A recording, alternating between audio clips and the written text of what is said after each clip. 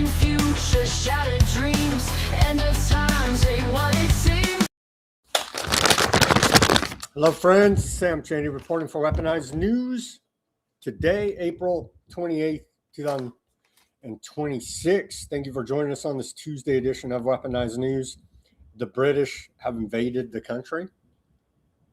Jimmy Savile's best friend is addressing Congress today. They gave him a standing ovation. It's truly disgusting. But they're all sex predators, so they're all in the same club of degeneracy and Satan worship. So truly sickening. We're going to cover all that on day. We didn't get the right title. I'm changing up the title right now. I don't know what happened here. Changing up the title. They're screwing up my production. Pardon me. Live producing the show here. Thought we had it all squared away, but apparently not. Hopefully we can do this live. Apologies for that. One more post here, and hopefully we can correct this live. I thought I had it all hooked up, but apparently not. All right, friends. We're on day 60 of the Iran war. We got all the fallout from that. We've won the Iran war 60 times now, apparently. So,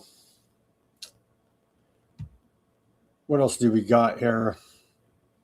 Quite a bit. Indictments are coming down today. I don't put much faith in any of it. We'll go over the Comey indictment. They re-indicted Comey today. They indicted sidekick of Fauci. Take a look at that. What else do we got today? We got economic news, other geopolitical news. A whole lot, actually. We're going to take a look at they're pumping the occult symbolism, the beehive here now. We're going to cover all that and much more on this edition of Weaponized News. Thank you for joining us. Let's take a look at the chat quickly. Plutonium, thank you for joining us. Ruckus on the YouTube.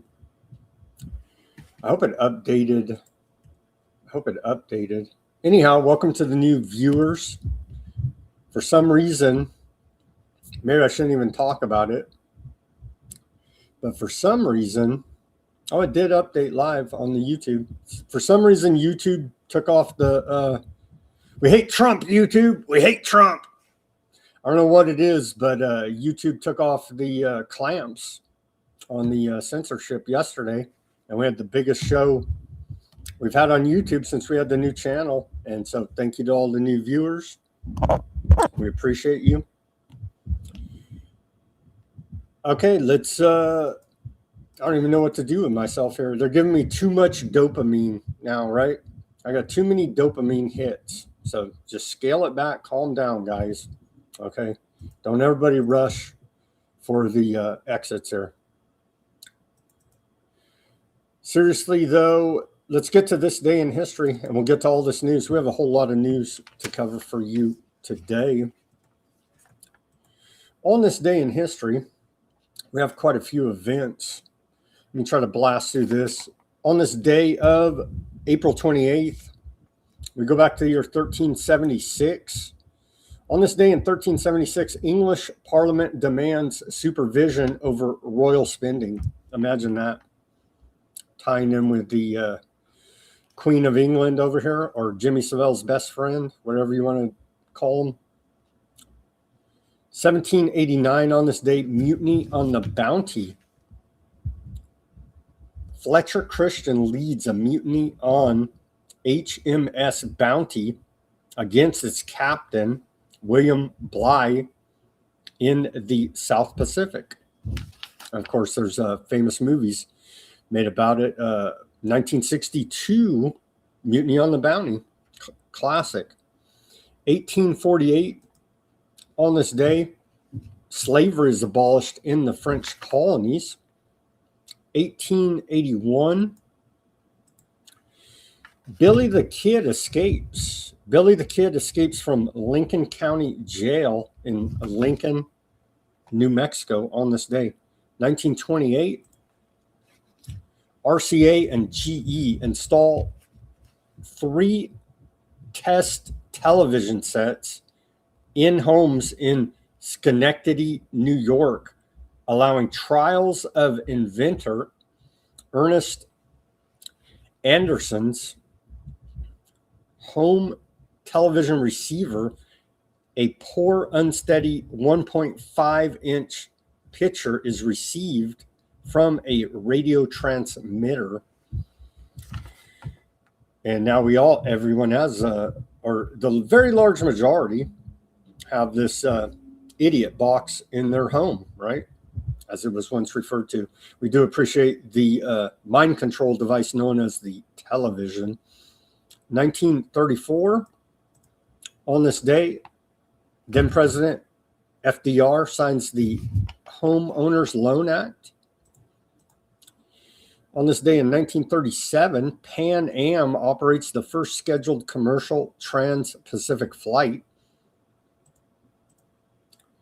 On this day in 1944, Exercise, quote, Tiger ends with 750 U.S. soldiers dead in a D-Day rehearsal after their convoy ships are attacked by German torpedo boats off of Sapton Sands, Devon. On this day in 1965, U.S. Marines invade Dominican Republic, stay until October 1966. 1967, on this day, Cassius Clay, formerly known as, changed his name to Muhammad Ali, of course, refuses induction into the U.S. Army and is stripped of his boxing titles. 1980, on this day, then U.S. Secretary of State Cyrus Vance resigns in protest over the Iran hostage rescue attempt. And guess what? We're still in war with Iran. On this day in 1986, Soviet TV announced the Chernobyl nuclear power meltdown, nuclear power plant disaster 2 days after the event. So probably here in America now, they'd just lie and say everything's fine. MAG would say, drink the water, breathe the air. It's wonderful, right? So we're at the point where we're lying now. The government and media in America are lying more than the Soviet Politburo at this point in the disinformation, psyops, lies that we're fed here, the propaganda and lies that we're fed here in America. 1987, on this day, American engineer Ben Linner is killed in an ambush by U.S.-funded Contras in northern Nicaragua. 1989, on this day, Satanic Verses protest. Iran protests sale of Satanic Verses, and they still, what's the guy's name? Salman Rushdie. They don't like that dude, right? They're out to get that dude for Satanic Verses. They went after him. What I think it was like New York or some New York. He was trying to do a little presentation, book tour about it, something like this, and they went after him. I think they tried to assassinate him. Anyway, they don't like that book he put out, Satanic Verses. That's for sure. 1994, on this day, Aldrich Ames, former CIA officer, and his wife Rosario plead guilty to spying for the Soviet Union. 2018, on this day, the world's largest known child sacrifice site is uncovered under the White House. No, just kidding. Uncovered by archaeologists near Trujillo, Peru, with 140 sets of remaining from the Khmu civilization dating back about 550 years. And on this day in 2020, and we all loved the bat times, right? And this shows Operation Lockstep at the top. They're all working together here now. Sorry to report to you. On this day in 2020, Argentina bans all commercial, domestic, and international flights until September 1st because the bats are flying everywhere. And then President Vladimir Putin, the most evil man in the world, YouTube, warns Russia has not yet reached the peak of the bats with 93,000 recorded cases and 867 deaths. 2020, on this day, U.S. confirms cases of the bat time. Again, every time they talk about bat cases, I would refer you to the inventor of the PCR test, Kerry Mullis, and go look up what he had to say about it. Sadly, he passed away before the bat times came upon us, conveniently enough for the medical establishment. So back to, 2020 U.S. Cases of bat problems passed 1 million, while the death toll of 58,365 surpasses that of U.S. soldiers killed in the Vietnam War. And so we do appreciate all of that rigged up data coming out of Johns Hopkins University. And then also, well, that's about it on the bat times, but the bat times want to spark this in my mind to remind everybody. Remember this bat coin? They put out a bat coin. You can see it there. You can see it right there. Commemorative of the bat time tyranny, right there. You can see it.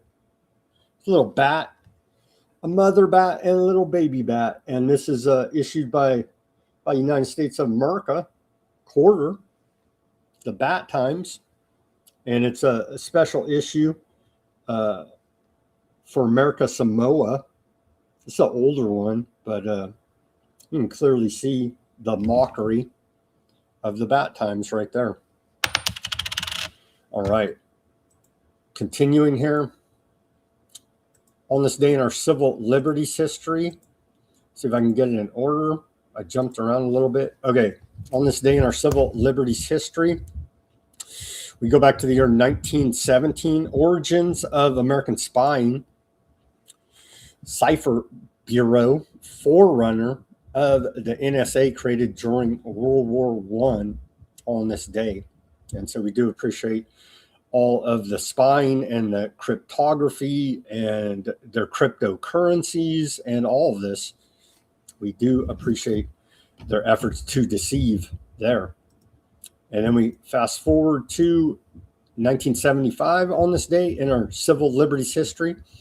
Daniel Schorr reveals CIA assassination plots on national television. I know it's a conspiracy to say that it would ever happen, but on national television, ZBS, I guess it was CBS still then, television reporter Daniel Schorr revealed that the Central Intelligence Agency had planned numerous assassination plots against heads of foreign countries, including Fidel Castro of Cuba. Now we just have President America say, yeah, we whacked that dirty Iranian, you know what I mean? And so it's fine for us to assassinate foreign leaders because we're the good guys, right? But God forbid you question a psyop that the feds roll out. So, yeah, bad on CBS News. When we had some kind of media, you know what I mean? Some kind of media, maybe possibly in this country that would expose the corruption of the government. How far we've fallen here now. On this day in 1971, FBI Director Hoover terminates a legal COINTELPRO program. FBI Director J. Edgar Hoover, cross-dresser too, by the way, and blackmailing everybody and blackmailed himself, on this day officially terminated the secret and illegal COINTELPRO program No one in the government ever got in trouble for all their crimes, violations of our natural rights and civil liberties. COINTELPRO had been created on March 8th, 1956, and involved illegal actions such as wiretaps, burglaries, forgeries, and other measures directed against left-wing political groups. Well, I got news for you. They use it against all groups here now. And so anytime you're trying to organize opposition, they're going to send in COINTELPRO agents. And so you better believe it's alive and well today. On to, I think we had one more here in our civil liberties history. Yes, we did. On this day in 2004, 60 Minutes 2 broadcast expose on Abu Ghraib prison abuse. News reports of the abuse of Iraqi prisoners by U.S. military personnel in Iraq had begun to leak out in early 2004.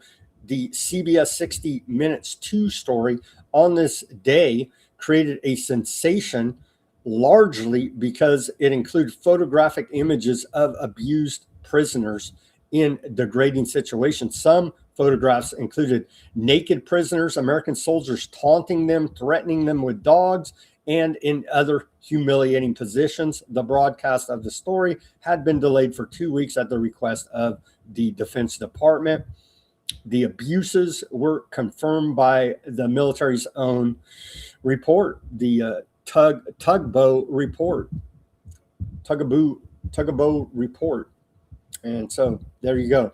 And it's come out as well that torturing alleged terrorists doesn't give you any great insights into their operations. They'll literally tell you anything you want when you're friggin' electrocuting them and all the rest of the CIA torture. So it's just for sadistic psychopaths to hurt people. Actually, we're getting no actionable intelligence out of torture. And then on to our goals for sustainable development. I couldn't track down old Sandy Adams, who I've been reporting on, so we had to do our own here, going back to 3 now.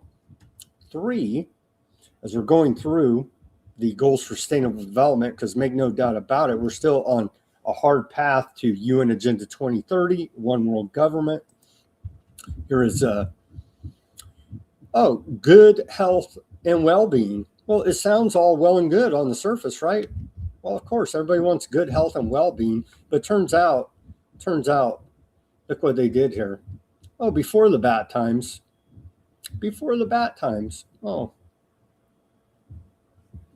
Oh, it interrupted this program right here. That was actually backhandedly a blessing. Sorry to report. So yeah, everything's inverted with these guys, right? And so they said that well, they're looking out for all these, but there's reports that they're like the government's releasing. Well, we know that that Lyme disease is engineered at over there in New York, right? What is it? Lab 257, I believe, we reported on that. In large part engineered by and helped by Nazi scientists from Operation Paperclip, engineering bioweapons. But anyway, here's the less than half global population. It's covered by essential health services. See, the big problem here, though, it all sounds well and good, but the big problem is that you don't want any services from Rockefeller Medicine System. I'm sad to report to you here now. Is the only problem with it. And I always see people posting this, that, and the other, and we can't have health insurance. I'm like, you don't want it, honestly. Only for extreme emergencies, like you're in a car accident or you're gunshot victim, then they can stitch you up. But the rest of it, you don't want what they're selling, honestly, here now. And number 4, as part of the goals for sustainable development, quality education. Well, isn't that wonderful? And that also ties right back to Rockefeller. And when you know, he gave the UN the land there in New York, right? And so Rockefeller education, yeah, quality education. Maybe we can stop reading textbooks published by Ghislaine Maxwell's father. That could probably help with some education, and also take a hard look at the old Rockefeller taking over education in this country, the deliberate dumbing down of America. Charlotte Iserby book, right? So before the bad times, it was still bad, but it was okay. But then the bad times, so these guys rammed down our throat at the UN, right? The World Health Organization. Inequalities in education are exacerbated. Well, yeah, because they shut everything down, right? Remote learning remains out of reach, at least for that many students. But don't you worry. They're trying to get rid of all books. Get rid of all books, get everybody on screens. And we have some reporting about that, I do believe, later in the show here.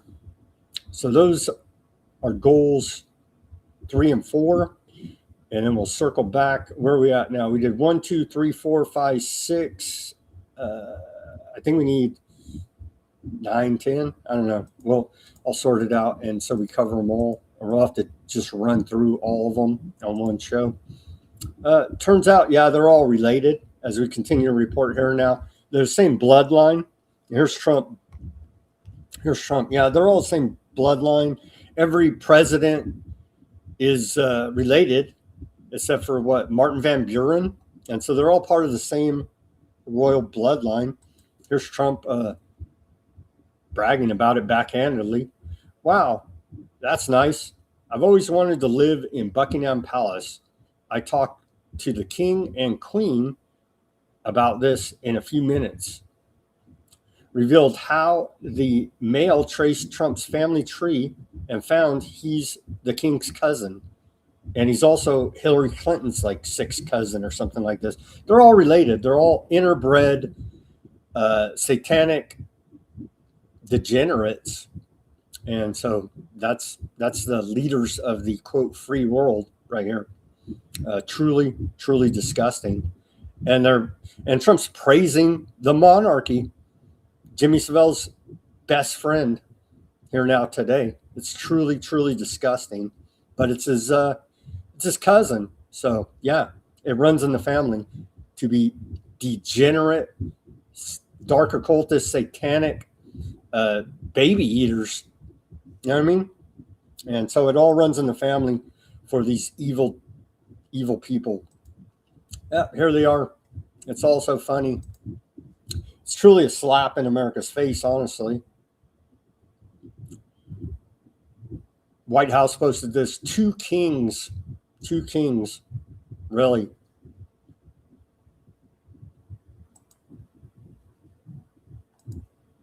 It's really disgusting. Here's our segue to the news now. Very high production value posted by the White House.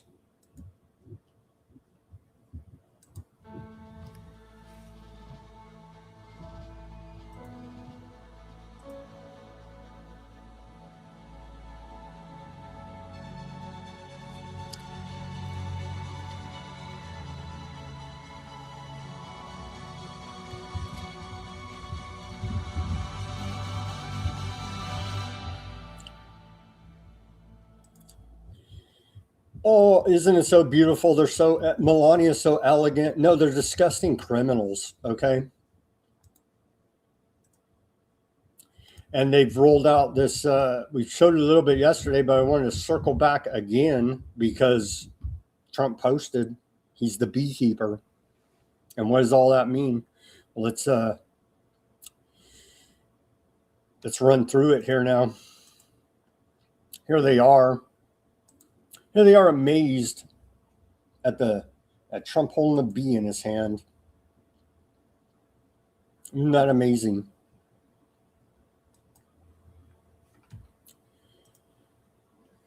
Turns out all this bee symbolism, the beehive holds deep occult and esoteric symbolism across traditions, often representing industry, collective harmony, transformation, divine order, and the sacred feminine. Freemasonry and secret societies, industry, unity, and lodge. In Freemasonry, the beehive is a key symbol introduced in the Master Mason degree lecture.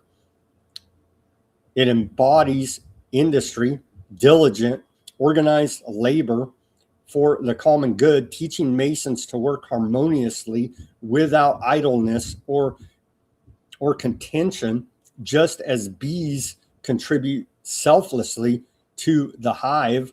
The hive itself represents a Masonic lodge, a perfect ordered society where each bee, quote, brother in the lodge has a role producing honey, wisdom, prosperity, and moral virtue for the collective.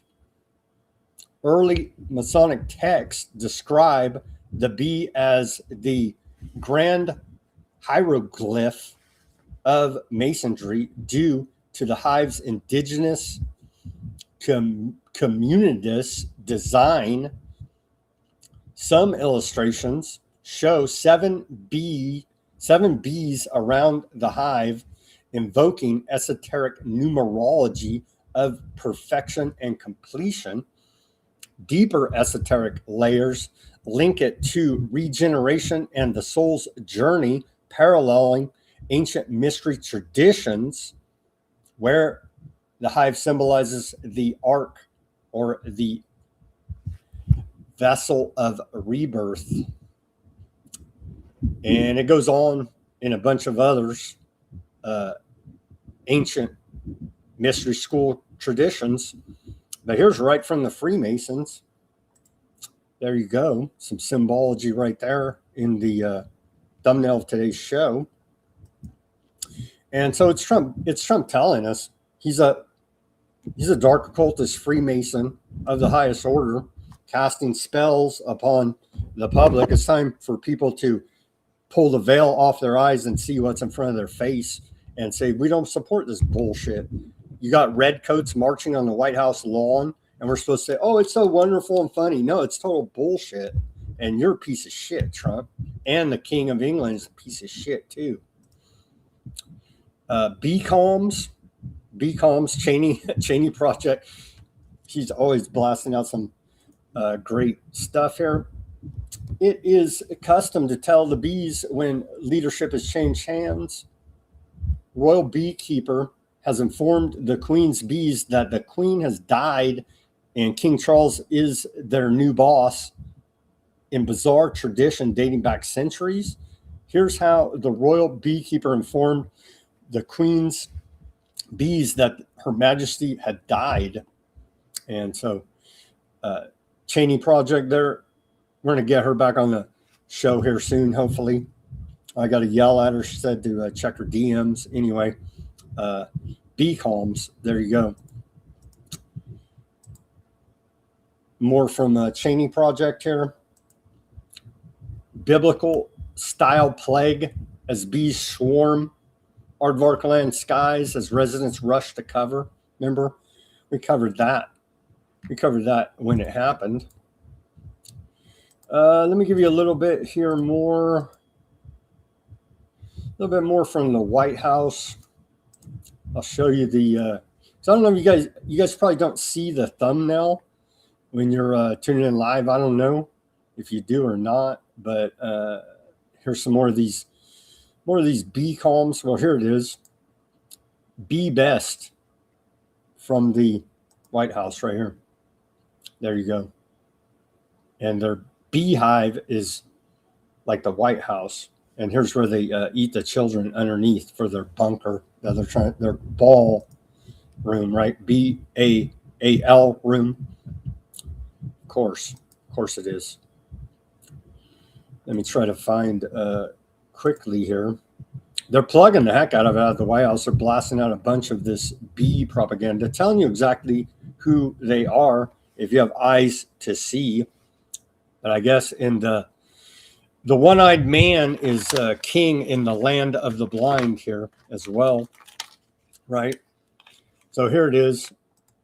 They cooked up this this fake movie poster because everything about him's fake, but it's out of the White House. Donald J. Trump, the beekeeper, restore order, protect the nation.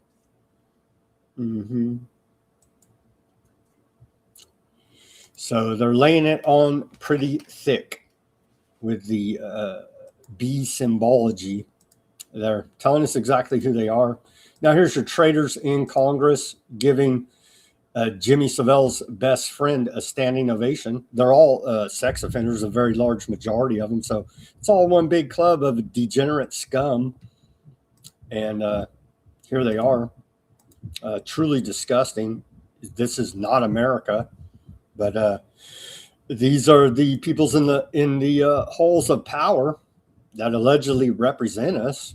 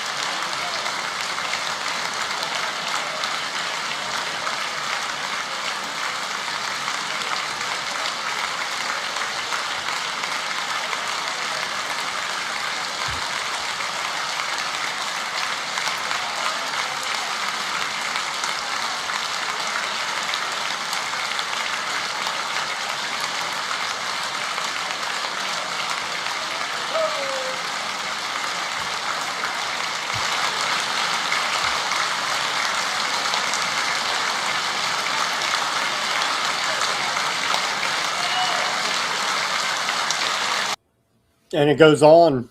And so a couple minutes standing ovation there for Jimmy Savile's best friend. Truly disgusting. But they're all in the same club, you see, is the problem here now. Here he is calling for war with Russia.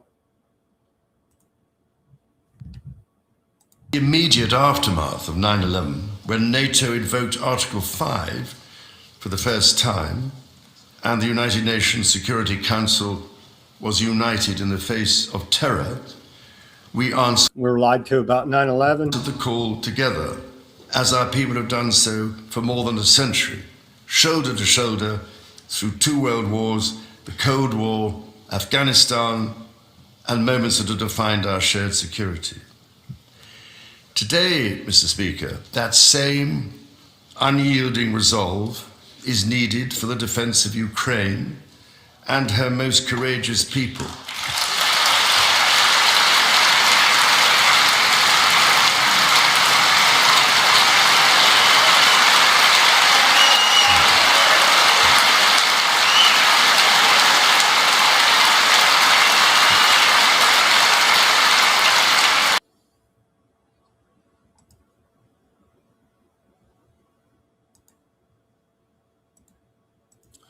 Beyond the pale, man. Beyond the pale.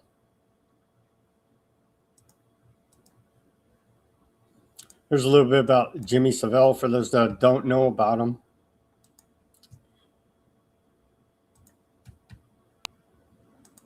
You come here like this. Right, now then, you can knock on the door.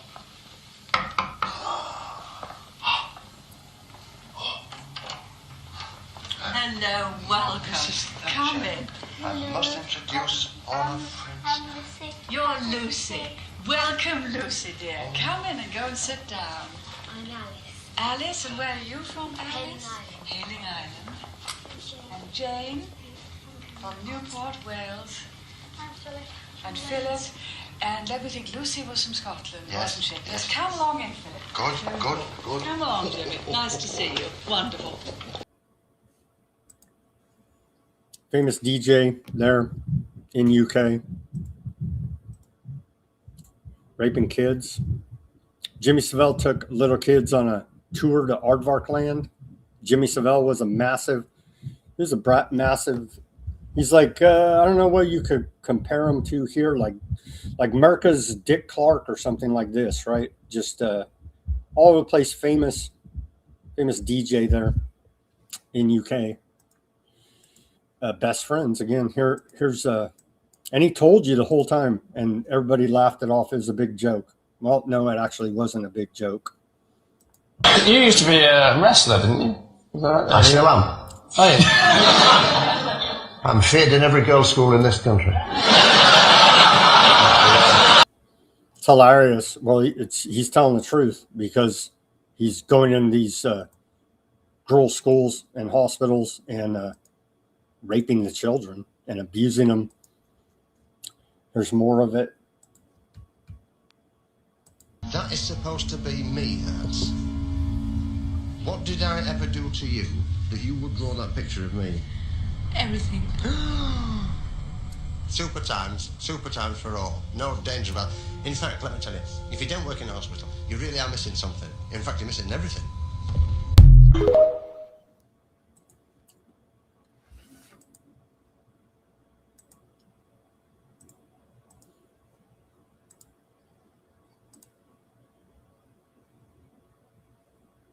Here's Jimmy Savile admits on live UK TV to smuggling children into Buckingham Palace. Oh, and don't forget old the king's brother, right? Prince William's all up in the Epstein files. They're all the same, you see. A young lady at Buckingham Palace. I was at a reception at Buckingham Palace. That's the place where the Queen lives. And Prince I know, they keep the Queen there. It's not an easy gaff to penetrate. Very, very. What's that? That an easy? It's not an easy place to get into. That's yes. right. Yeah. So I was at this reception, and there was a very nice lady and gentleman said to me, "My daughter would be so pleased to know that I've met you and this, that, and the other." And I said, "Oh yes. Where is she?" And they said, "She's in the back of the car." I said, "What, in the boat?" They said, "No, we've sneaked her in the back of the car so she can say she's been in the palace courtyard." I said, "And you've got her stuck out there?" I said, "Oh, leave it to me." And they went, "No, please don't." And they grabbed it and said, "No." So I went to see a minder and said, "They've got this situation and I'm bringing a friend in." So I said, "Listen, who's going to object to you?" So I said, "All right." Now, the palace staff are the most excellent people, right? On the way out, I explained very briefly what I was doing. Leave it to us.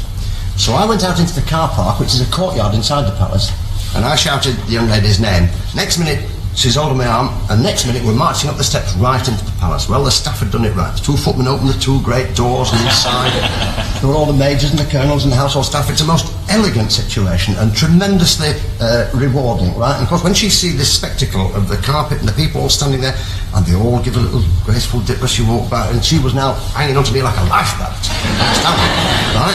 And we walked up the steps and into the room where the reception was, in a room called the Bow Room, and fantastic look. Prince Philip, who's a marvellous geezer, happened to be just standing inside the door, panicking to somebody. So I went. It's a prearranged signal, no doubt. Well, no, there's not a lot of people go inside the palace. So he's from the butchers, right, like this. See me, and I do the nod for the killer. So he doesn't know where this young lady's appeared from, with a long coat on and bunker jewels, but he has given her the beautiful smile, and she's gone, right? That was a fixer that I really enjoyed, and I think she might remember it, even if the parents and herself are watching tonight, she might even remember it to this day, and I think a lot longer. Good. Dude told everybody exactly what he was doing, and they all thought it was a joke and laughed. Here's David Icke about it. He's exposing it forever as well. Oh, you have those that are part of this global cult who are worshipping the entities in their rituals. But of course, in public, they can't say, "Oh yeah, I'm a Satanist, I'm the king, I'm the queen, I'm the Satanist." They've got to act as if they are following the religion. And so, you know, outwardly, the British royal family are Christian believers. They're not. I mean, you know, you've got to do that much research, and if you've been around for 35 years like me, you've done a hell of a lot of research. that shows that they are worshipping a very different God to the one that Christians think they're worshipping. But you've got this belief system, this groupthink, and if you deviate from the groupthink, then you're out of the tribe, you're out of the club, if you like. And people's desire, not least through fear and insecurity, to be part of the group, part of the tribe, means that they will conform and shut off their questioning to stay part of the group. And like I say, when you have these different religious belief systems, it's the perfect situation to play them off against each other to divide and rule. Do you think, like I do, that all these religions are ultimately worshipping the same satanic god without them knowing?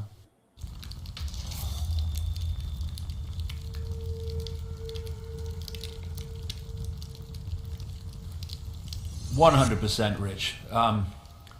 You know, when I look at the Old Testament God, I see a bloodthirsty tyrant. I don't see a loving God.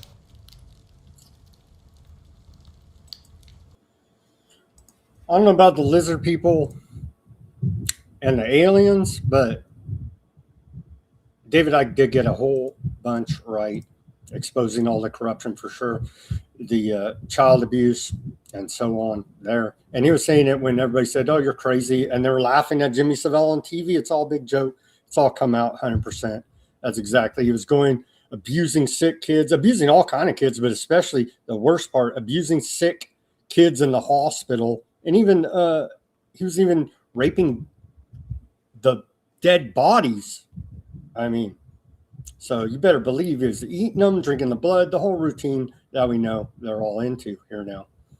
And then back to, the education. Well, check this out. They're ramming technocracy down everybody's throat.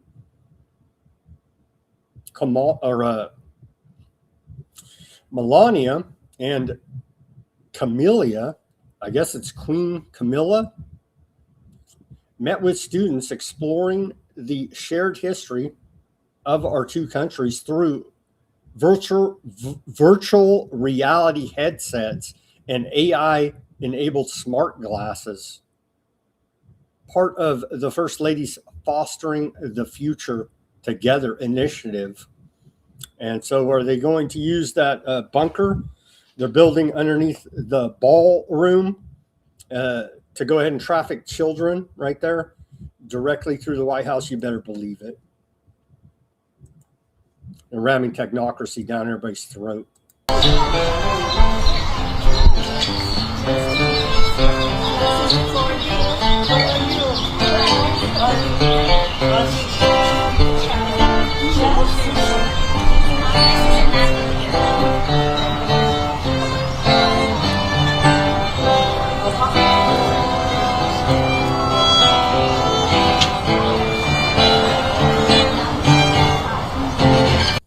These little girls have virtual reality glasses on right now.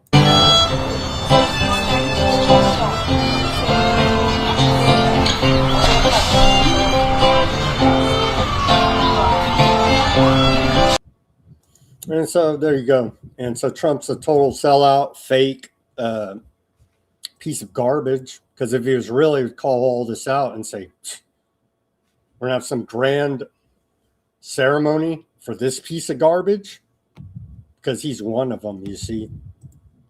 He's one of them. Continuing here, U.S. State Department says new limited edition passports to commemorate the 250th anniversary of America. They're going to go ahead and put Trump's likeness on there. And so he's pissing all over everything, marking up everything with his graffiti here now.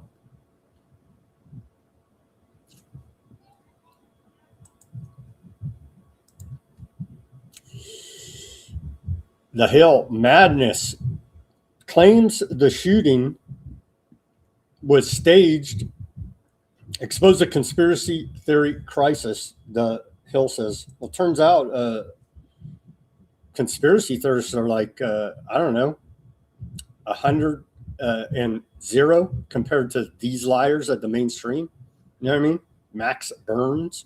And so he goes through this whole article bemoaning the fact that nobody trusts these liars anymore. And as soon as the psyop happened there at the White House Correspondents' Dinner, it was being thoroughly exposed on the internet. And so he bemoans that fact. And then at the end of it, he says, yeah, nobody believes this anymore. Yeah, because people are sick of everything you say is a lie. Media, government. And so calling people conspiracy theory, it just doesn't work anymore, you see, because conspiracy theory, again, on the scoreboard is 100-0 for you liars. So there you go. And what do you even say? They're still trying to pump, it's the Democrat, it's the right wingers. Trump assassinated the supreme leader of Iran. That's perfectly fine, though, because they were going to nuke us in 2 weeks, you see. And he has the most unhinged. He threatened to blow up all of Iranian civilization. But it's the Democrats' inflammatory rhetoric, you see. This is from the White House. Democrats' unhinged rhetoric incites third assassination attempt on President Trump. Really? Chuck Schumer called his supporters to be forcefully rising up against President Trump. Newsom urged supporters to punch these sons of bitches in the mouth. Old Hakeem Jeffries, Democrats are in an era of maximum warfare everywhere, all the time, against Republicans. And that's where they want us stuck in the left-right Republican Democrat game here. I blame the Republican. I blame the Democrat. They're all the government. They're all corrupt. You see? Well, it's the deep state. And before that, it was the shadow government. And you just don't understand. No, we understand fully. You're the government and you're corrupt. You're the crime syndicate here. And Trump is a dark cultist. Probably many of them are, but he's up there showing you through the symbolism. If you have eyes to see again here now. They're using this to divide us when it's the 99.9999999 against these fools, and they're just puppets of the bankers, you see. And so Republicans, the Democrat. No, it's you, corrupt government. There's no shadow government. There's no deep state. It's just the government. What's the new one they spin? Uniparty. It's the government, bro. Democrats' unhinged rhetoric incites third assassination attempt on President Trump. Really? From the White House. They put out this press release. This past weekend, another radical left lunatic. This is like Sean Hannity, Fox News language, right? They're all barking to the same tune. It's mind control through repetition, you see? And so they're going to get you to hate your neighbor because they have a different political view than you when they're running CIA, military grade, psychological warfare against all of us. And they go through all this inflammatory rhetoric. Okay, fine. Again, don't threaten any of these people, because they will come out. They will come down on you. Don't threaten them. Just say, no, you're liars. I don't believe a damn word you say.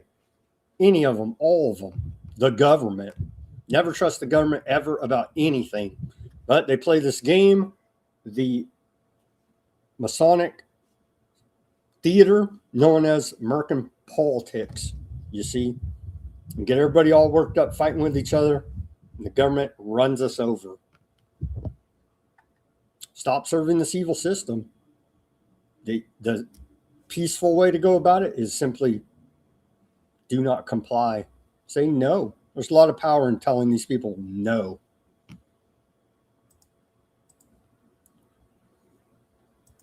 And so they're going to try to, of course, Trump's approval's in the tank. They stage up a assassination attempt to try to garner some sympathy ahead of the midterm elections, amongst all of his other schemes, frauds, his failure, just all around failure. The economy's in the tank. The Iran war is a total quagmire, stalemate at this point. We've lost, essentially, but according to Trump, we've won 60 times. Truly amazing. Okay, so do those sex offenders in Congress, do they will they ever do their job? Will they ever do their job? It's coming up on 60 days now, and sometime they're going to have to vote on if we should stay in a military engagement against Iran now, right? So look for that vote. I believe tomorrow after they're done kissing the rear end of Jimmy Savile's best friend. And so I don't have much hope here in our alleged representatives to rein in the Department of War and Trump and say we've had enough of the Iran war. We shall see how that goes.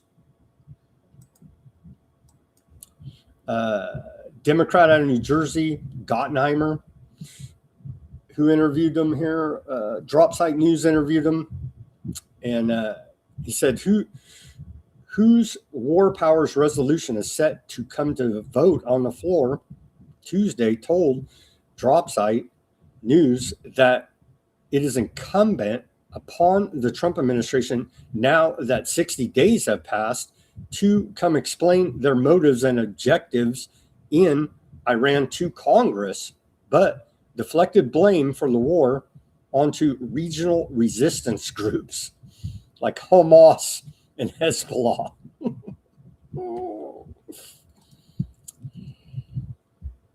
Here you go.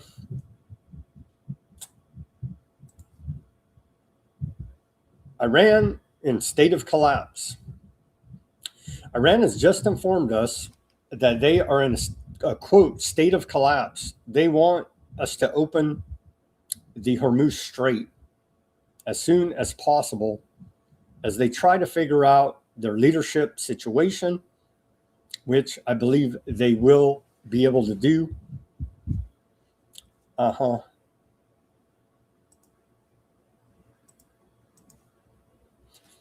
Iran claims that they never talked to Trump, so he's literally just making up bullshit as per usual. Iran foreign minister has made no such statement, and senior Iranian officials told Drop Site News that Tehran's position is the opposite, that the U.S. must lift the blockade for any negotiations to begin, and that Iran is not in a state of collapse, but believes time is working in its favor. So the Iran side said that it's exactly the opposite. This is with a barrel of Brent crude oil climbing to $11 or $111 per barrel today. And so we're locked in here. What are we going to do? What are we going to do with Iran? We've already won the Iranian war 60 times, but yet Khomeini's still in charge and the Strait of Hormuz is closed. So we're better off before we started the war for Aardvark land. As per the State Department right here, again, this is a key document that kills all of the bullshit propaganda out there, where it says right here from the State Department again that the reason why we started Operation Epic Fury wasn't to distract away from the fact that Trump and his whole crew are all up in the Epstein files. It was to, they were going to nuke us in 2 weeks, even though Bibi has been trying to sell this for the past 30 years to American administrations, nobody bought it except for Trump, because he has this idea he's some type of messianic leader, king of the aardvarks, according to his own definition. Anyhow, right here, again, as the United States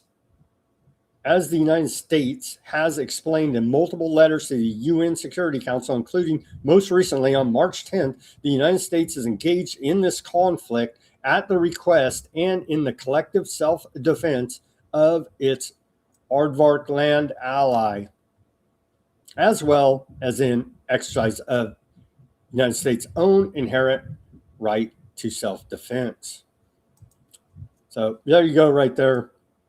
That's why we're in the Iran war, right there, according to the State Department on their website. And they put out new travel advisory, it seems. Public service announcement from the State Department. Americans in the Middle East should follow the latest guidance from the nearest U.S. embassy or consulate if it hasn't been bombed out already. And it can contact the U.S. State Department to receive further assistance. Sure.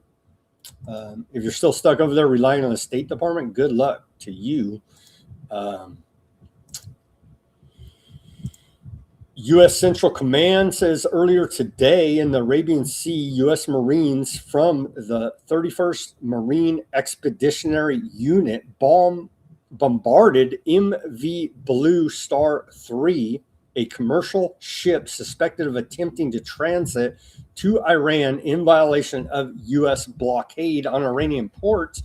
U.S. forces released the vessel after conducting a search confirming the ship's voyage would not include an Iranian port call.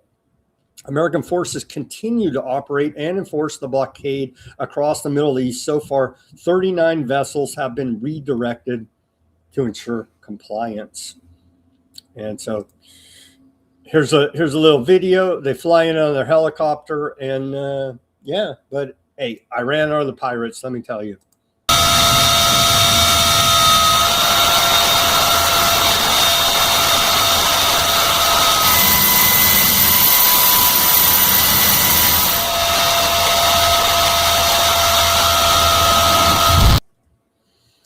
So yeah, we're gonna jack that ship, but it's fine. It's fine. They weren't messing with Iran. It's fine. It's fine. Everybody just calm down. Iran has used the ceasefire to recover and redeploy weapons like launchers, drones, munitions that were previously buried by U.S. aardvark land strikes, according to a report out of Reuters.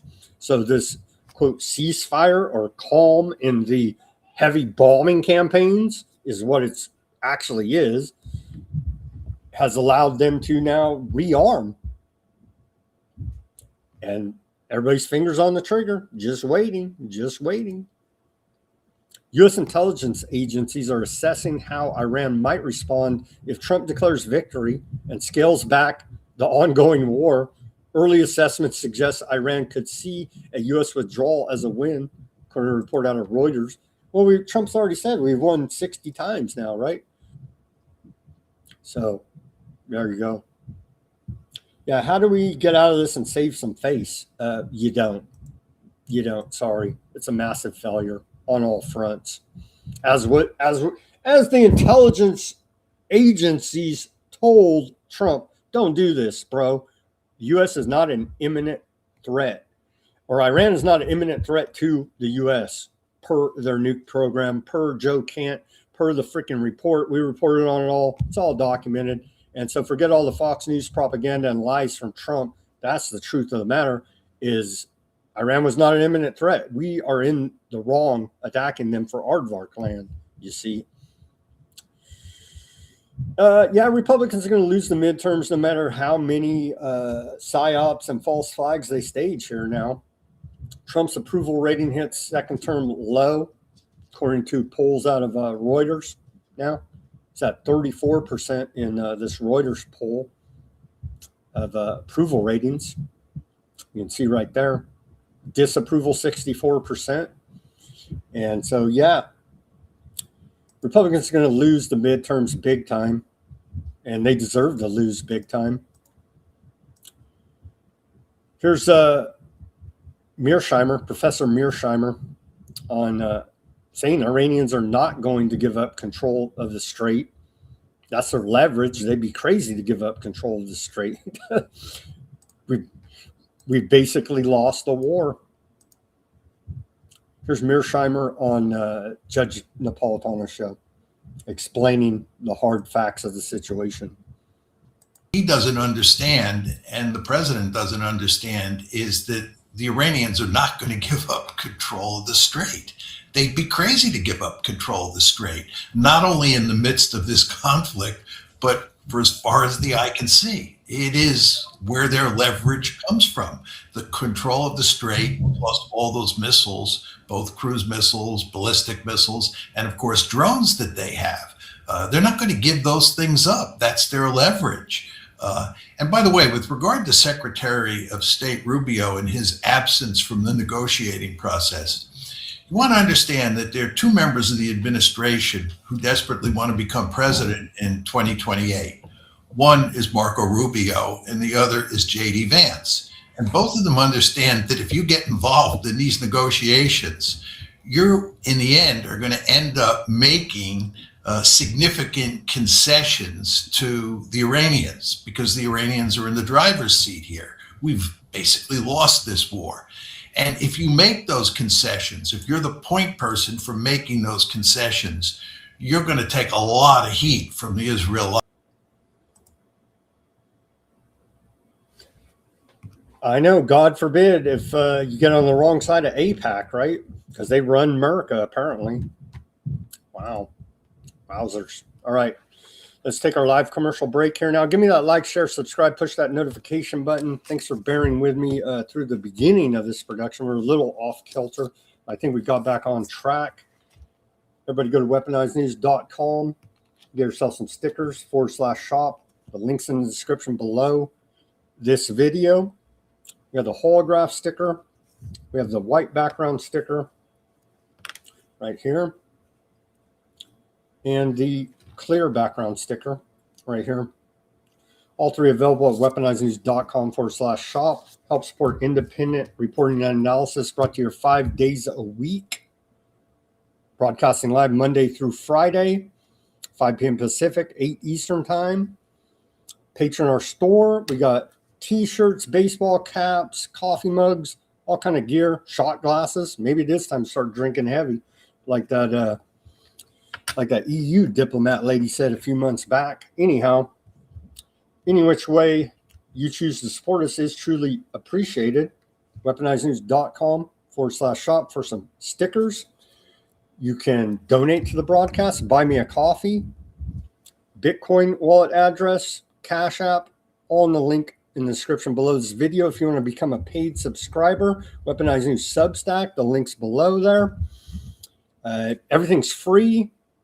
I put out all this information free, trying to get people to have eyes to see a little bit here now. I'm trying to help out in that effort. And so everything's free, but if you appreciate the work that I'm doing here diligently, 5 days a week, tying all this stuff together to give you a different perspective than what the propagandists are selling you, then become a paid subscriber of Weaponized News Substack. Again, the links to almost everything we talk about are going to be there for documentation and your further research purposes. So Weaponized News Substack, all the links are in the description below this video. Any which way you choose to support us through donations, patronage to the store, subscription, much appreciated. Thank you very much, everybody out there in the viewing audience. I appreciate it. And we're finally breaking through here a little bit on these big tech platforms, getting some more action after years of hard work, honestly. And so it's good to finally see some returns here. Give us that like, share, subscribe. I think we're like 10 or 8, something like this, subscriptions away from full monetization on the YouTube. And so that will help a little bit. You know what I'm saying?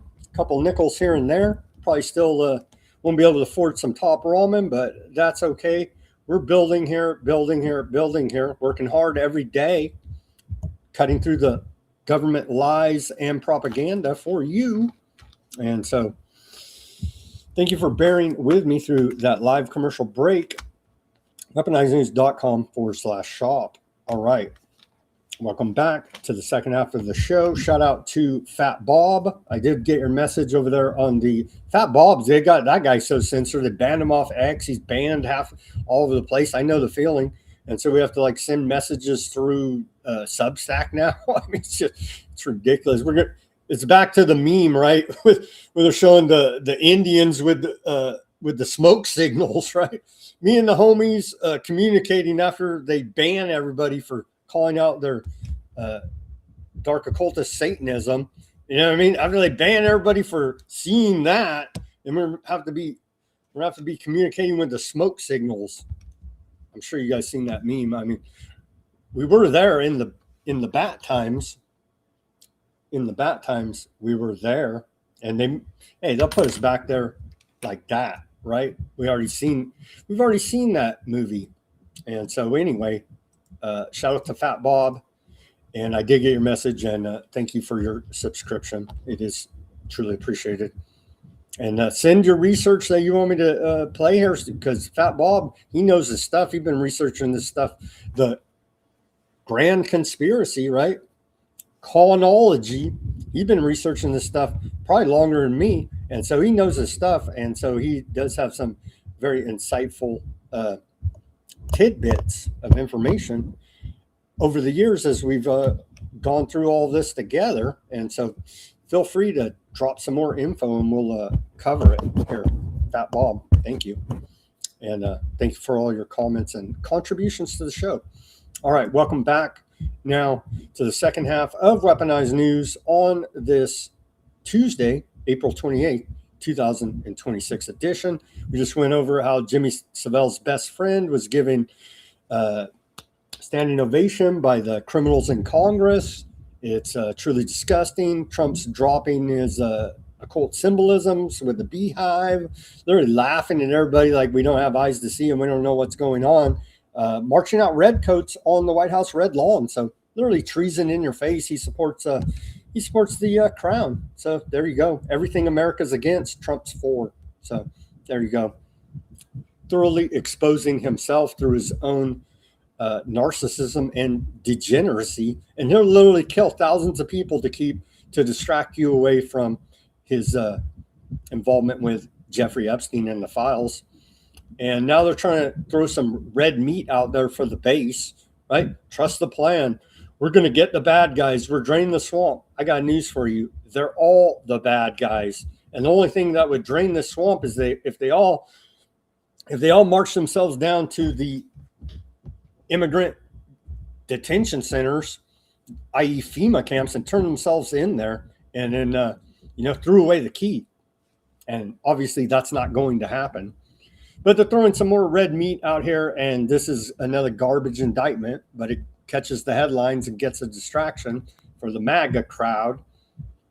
Former FBI Director James Comey indicted over alleged threat against Trump. It's garbage. This is not going to stick at all. It's not going to stick at all. Ex-FBI Director James Comey charged with threatening Trump's life in 8647 post.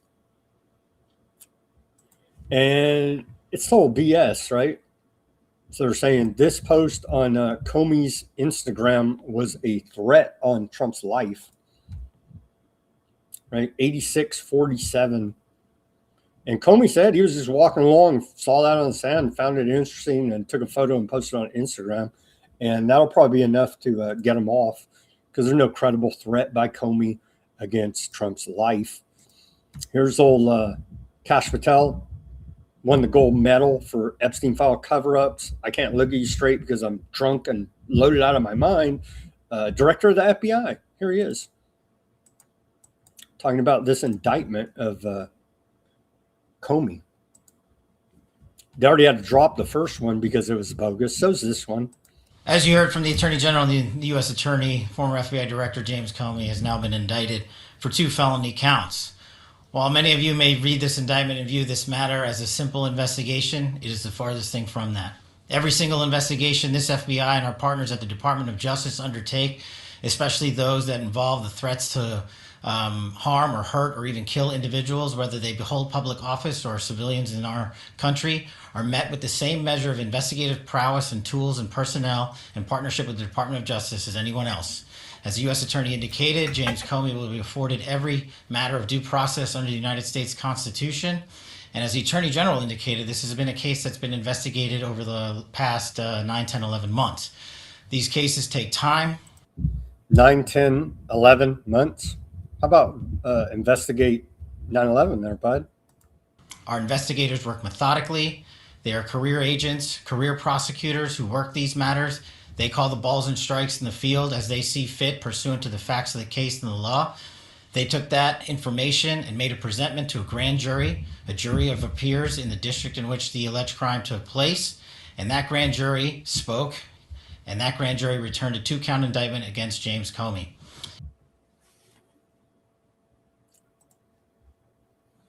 I'm still saying it's not going to stick. I'm saying it's not going to stick. And I had the actual indictment here, didn't I? Yeah.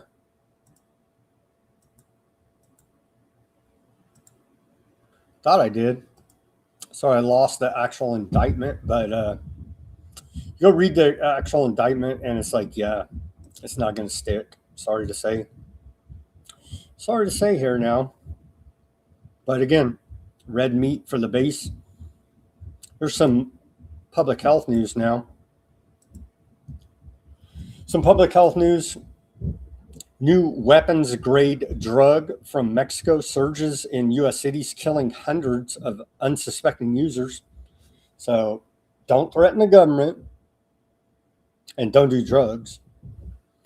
A chemical tranquilizer 100 times more potent than fentanyl and 10,000 times stronger than morphine is rapidly spreading through U.S. drug supply, killing hundreds of unsuspecting users. Carfentanil,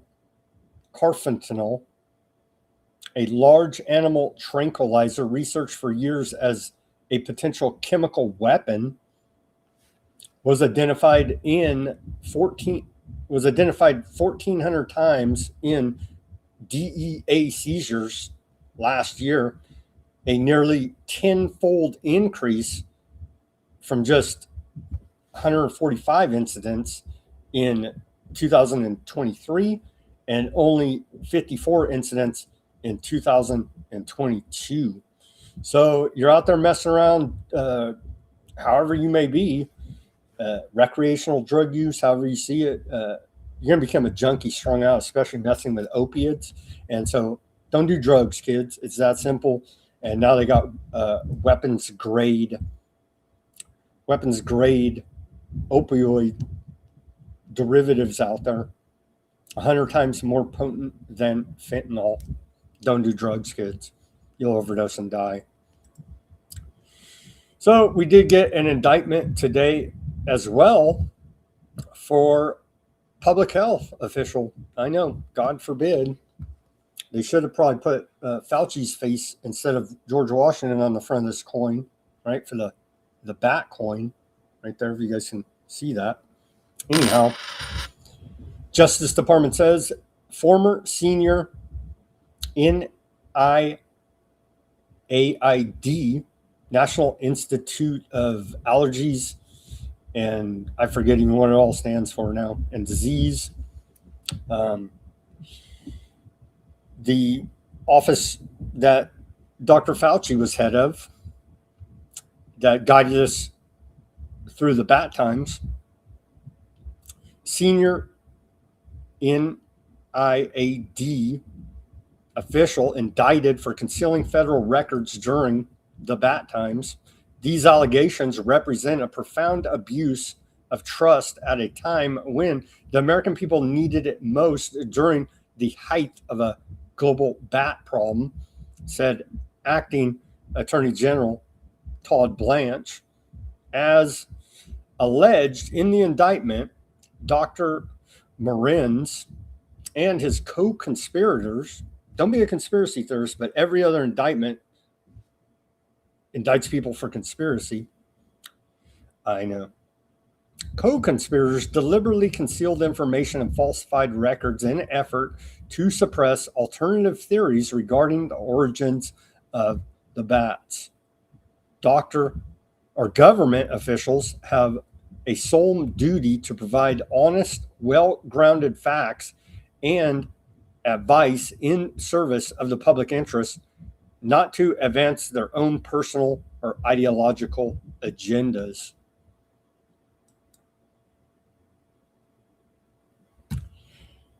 And by the way, Acting Attorney General there, Todd Blanche, is continuing the Epstein Files cover-up. And so there's the little meme from the U.S. Department of Justice there. Again, throwing some red meat out there for the base. Dr. David Morenz.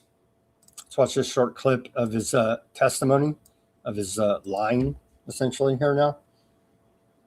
But hey, Fauci saved the world, right? Or no, Trump saved the world. I get confused.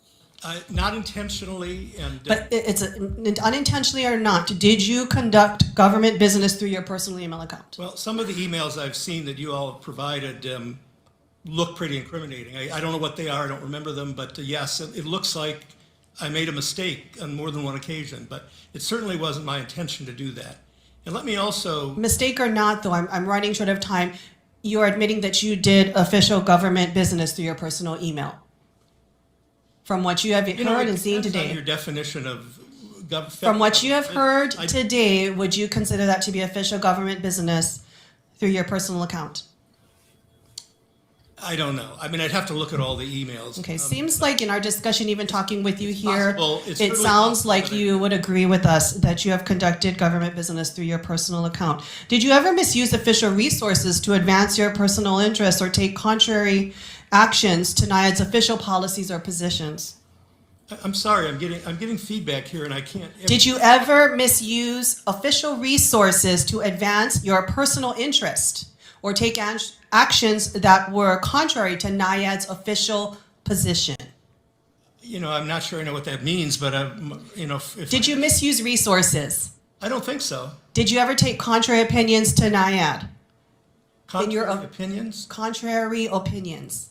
Okay, clearly we have some miscommunications here, but similar to my colleagues on this dais here, I do believe you owe an apology, and you have given one to the federal workforce, but the bottom line is all Americans, all taxpayers deserve an apology from you for your...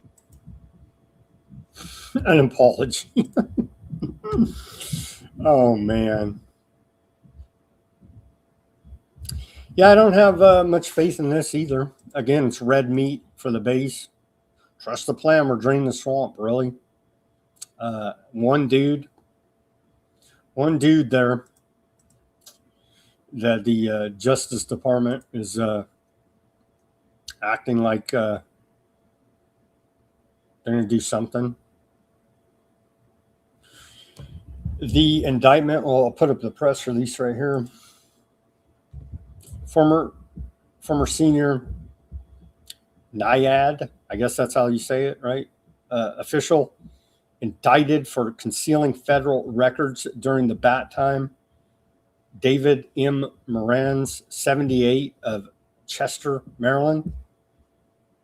Chester the molester? No, just kidding. Is charged with conspiracy. Don't be a conspiracy theorist, but the feds will charge you with a conspiracy there against the United States, destruction, alteration,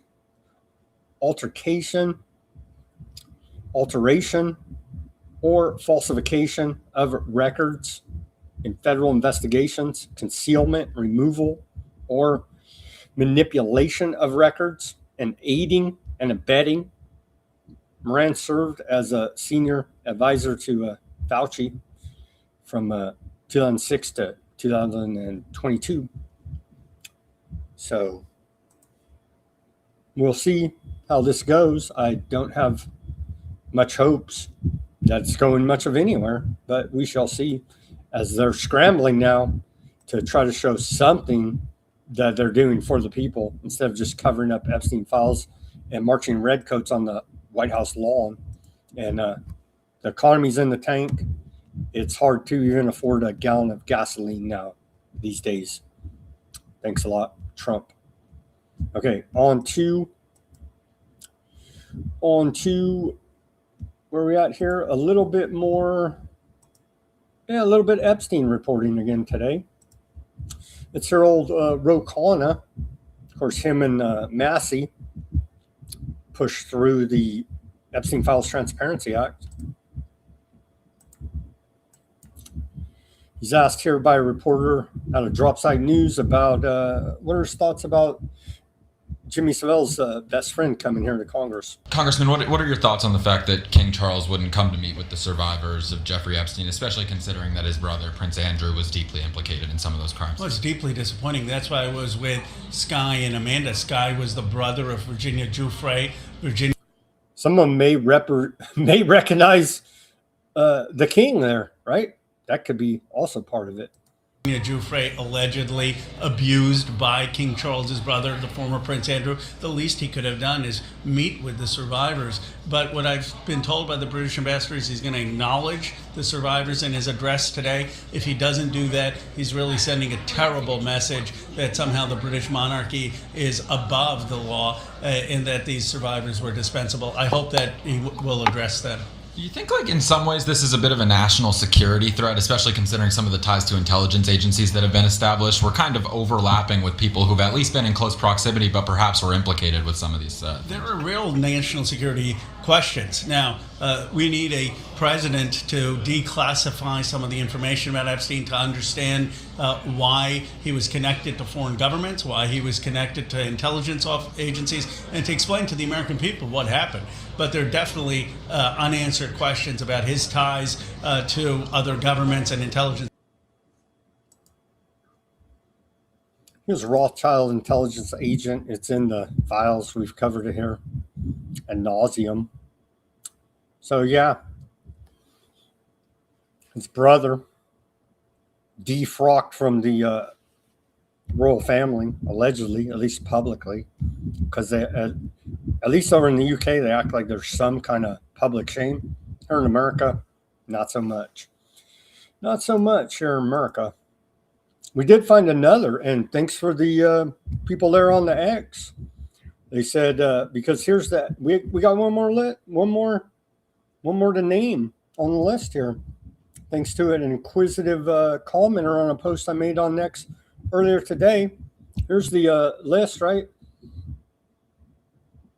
Trump administration officials in the Epstein files. Trump, his wife Melania, Howard Lutnick takes his family vacation there and has the weird mask and the dentist chair thing going on there. Certainly looking like some type of trauma-based MK Ultra style mind control program, torturing children. John Flan, of course, has resigned as Secretary of Navy, but I'm sure he'll get a revolving door job there at the military industrial complex. Paul Zampoli, this guy allegedly introduced Melania to Donald at his Kit Kat party. RFK Jr., this guy just is off the freaking rails, right? He self-admittedly flew on Epstein plane multiple times. Kevin Warsh, probably going to be the new chairman of the Federal Reserve. And so, of course, you would want the big banker to be part of the Epstein files. Mehmet Oz, right? Dr. Oz of television. He was all up in there trying to have Easter parties with Epstein. Elon Musk. Bunch of big technocracy guys all sitting around the table.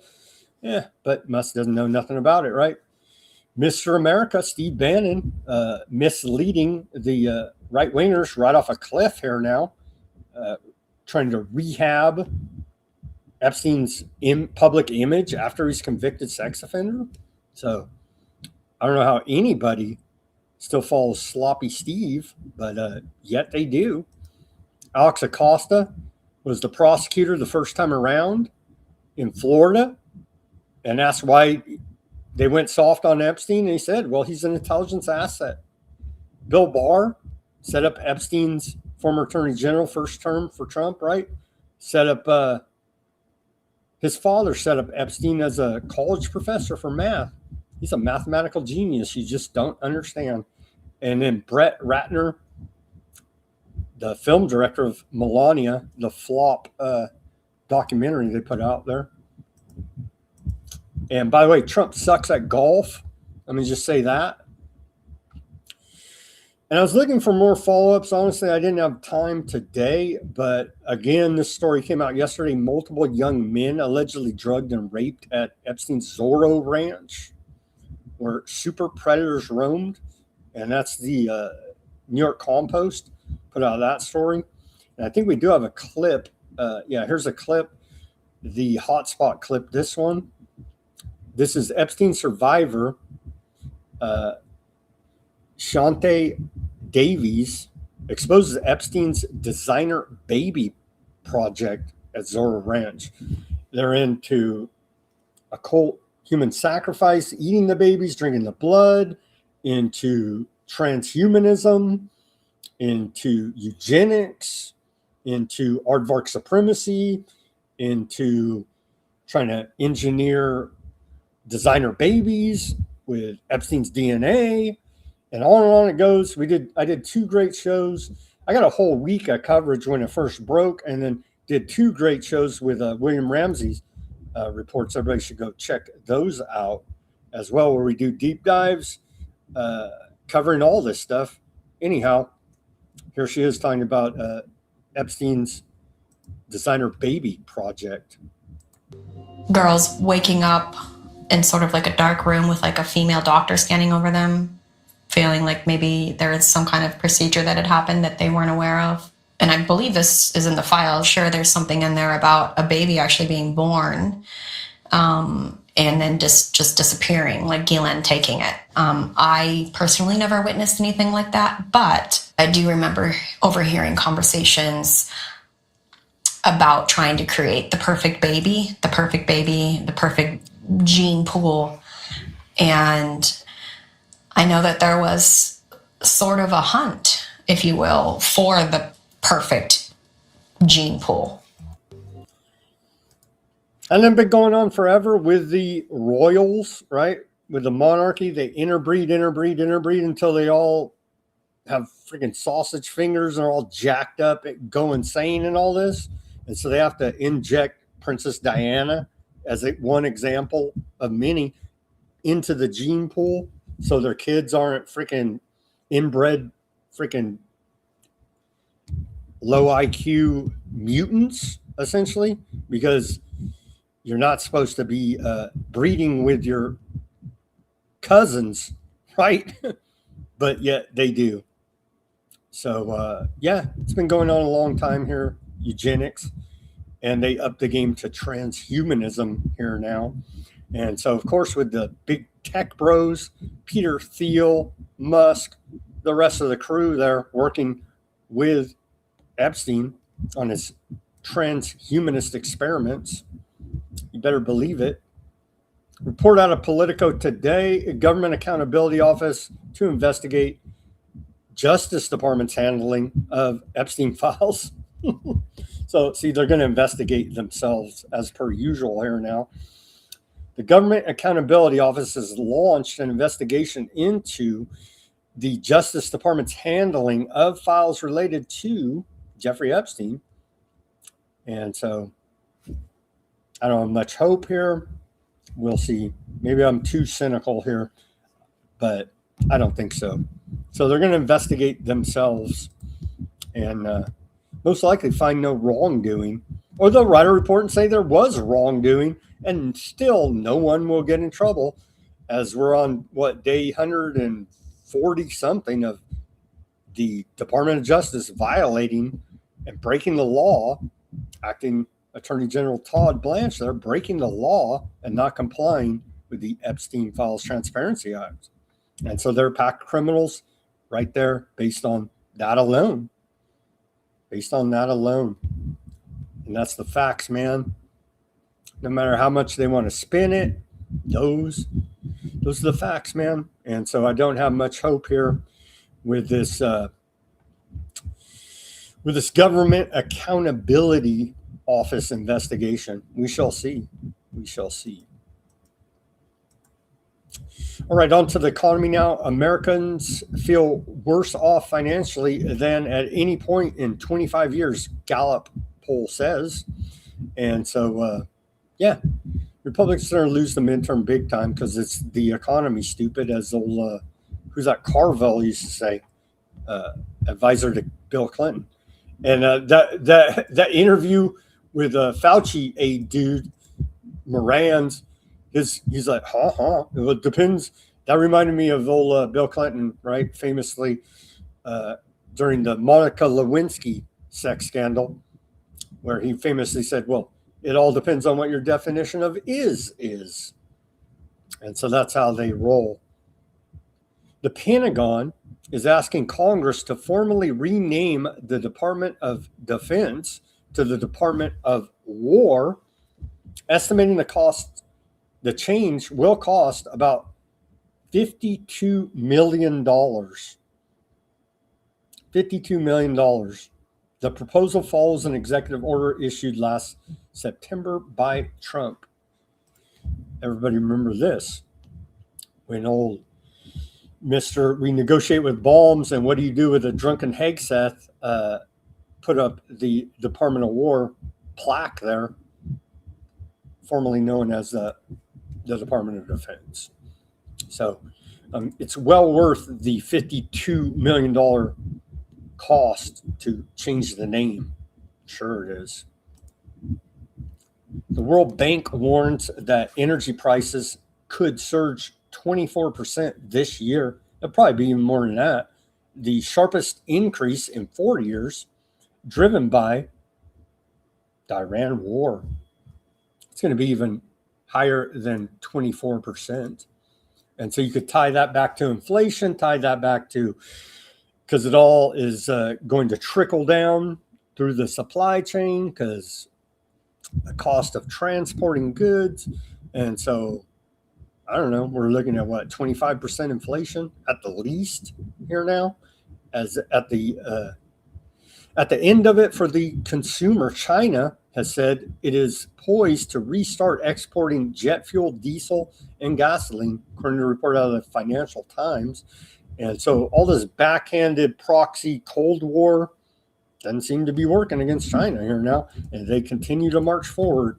Okay, let's take a look now at it went up quite significantly today as we've, upon the announcement of Trump that we've won the war again, right?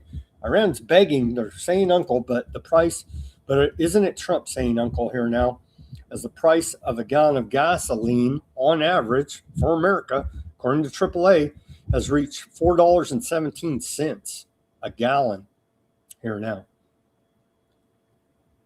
And it's gone up significantly today, good 6 cents there. You can see yesterday was $4.11 up to $4.17 today. And then here in California, we're right at $6, right? $5.96. So, yeah. Good luck. Good luck there, Republicans, in the midterms. You have to stage a whole lot more false flag psyops. Who knows what they'll do? Who knows what they'll do? But it's not looking good.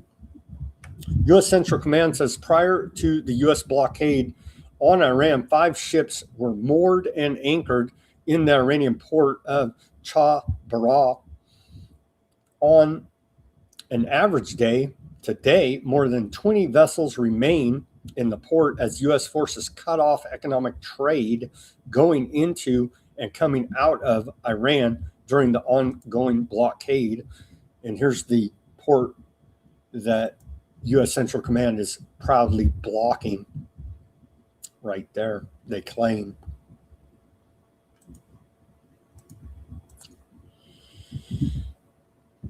So there's a concerted effort to, we're going to get to net zero one way or another here now. Russia-Ukraine war is still going on, and they're blowing the hell out of each other's energy infrastructure by design here now. Ukraine carried out another massive drone attack on Russia's Tupsi oil refinery, marking the third major attack this month. The strike hit remaining fuel storage tanks, causing a massive explosion. Here's some video of it. Quite a massive explosion. You could see out of the window here in this video someone took.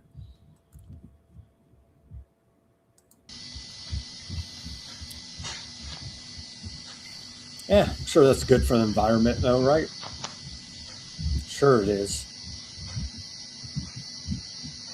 So again, we're going to get rid of, we'll get to net zero because you won't have any more energy. You won't have any more petrol because they're blowing it all up right now. As we continue to report here, I'm blocking a bunch of it, but don't you worry. China's cranking up their exports.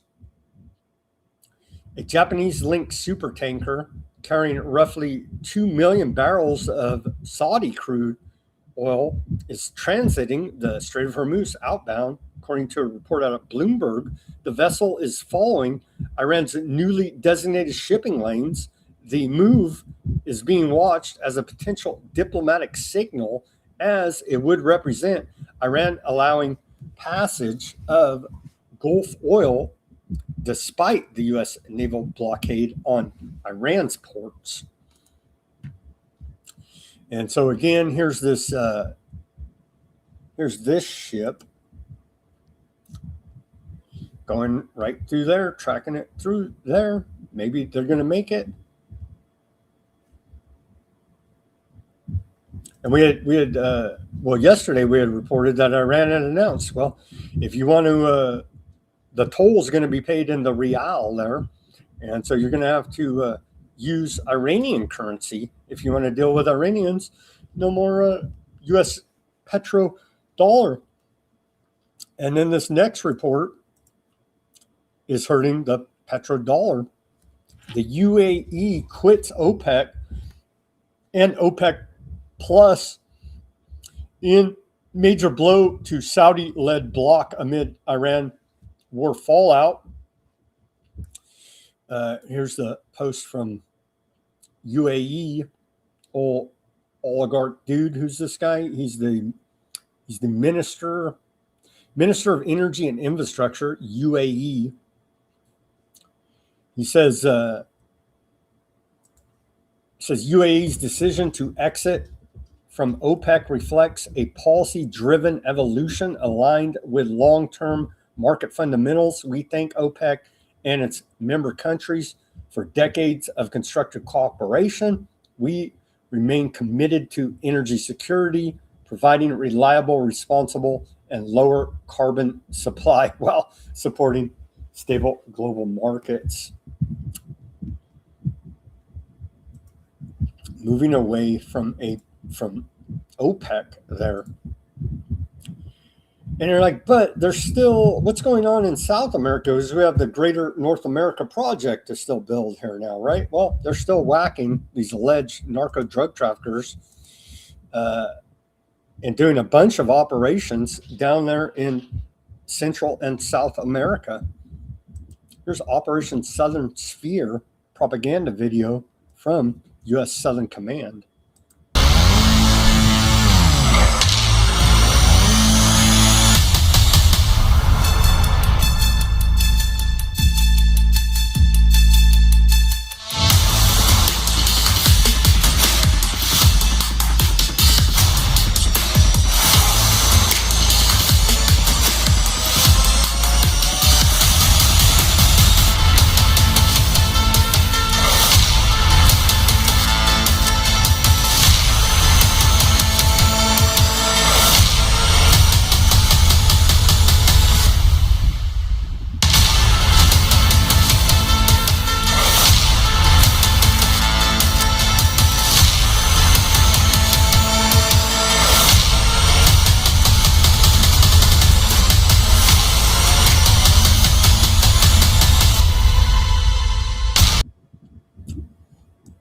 And so they're not just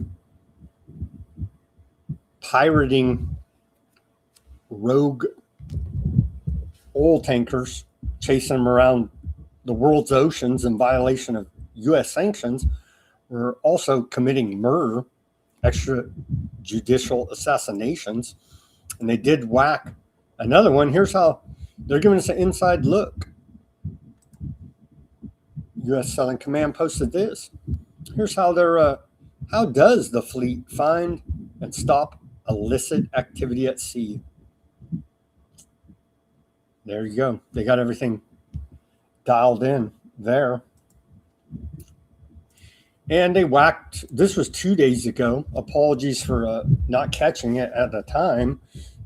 U.S. Southern Command reports 2 days ago, April 26th, at the direction of Southcom Commander Donovan, part of Operation Southern Sphere, conducted a lethal kinetic strike on a vessel operated by designated terrorist organizations. Again, they're the bad guys. Okay. Arrest them, charge them, present your evidence. They deserve due process. No, we're just murdering them. It's called murder. And so here's another alleged narco drug trafficker murder.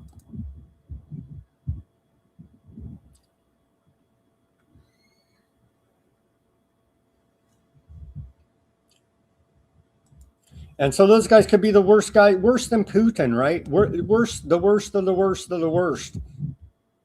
You still got to arrest them and give them their due process and follow rule of law, or you're no better than the terrorists because you're just killing people. And extrajudicial assassinations are murder. They're rolling out a bunch of operations here now. Southcom next generation capabilities in an exercise in Key West, Florida, is advancing Southcom's objectives to embrace autonomous, semi-autonomous, and unmanned platforms and systems to counter threats and challenges in the region.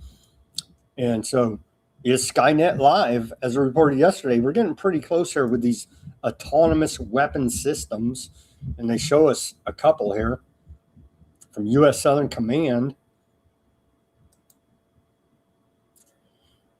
You got that drone for the air. You got tsunami drone boat here.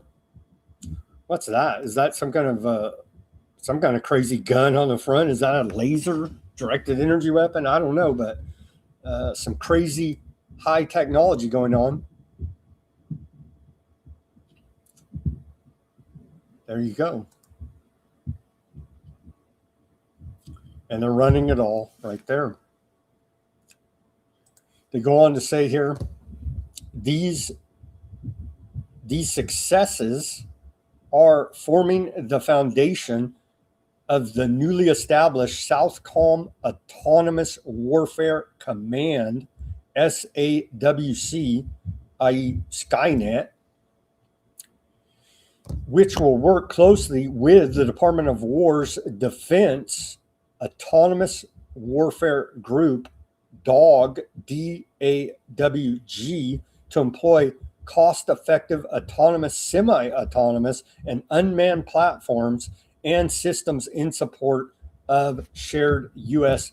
and partnered national security goals to murder people, arrest them, bring the evidence, and you know the routine, right? But they just murder you now. Report out of the Wall Street Journal, Scheinbaum is learning the price of appeasing Trump, they say. A murky CIA operation is the latest headache for the Mexican leader, the great Latina there, Scheinbaum, right? Wink, wink. Whose concessions to Washington have fueled political tension from her leftist base, you think?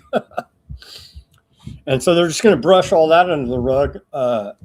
Yeah, CIA is running black ops all over Mexico, Central America, and South America right now, all to keep us safe, I'm sure, not to shore up their monopoly on the global contraband trade, you see. It's all for our own public safety. Here's George Galloway even chimed in here now about the weather weapons being used there against Iran and the Persian Gulf region. Let's take a listen to this report from George Galloway show.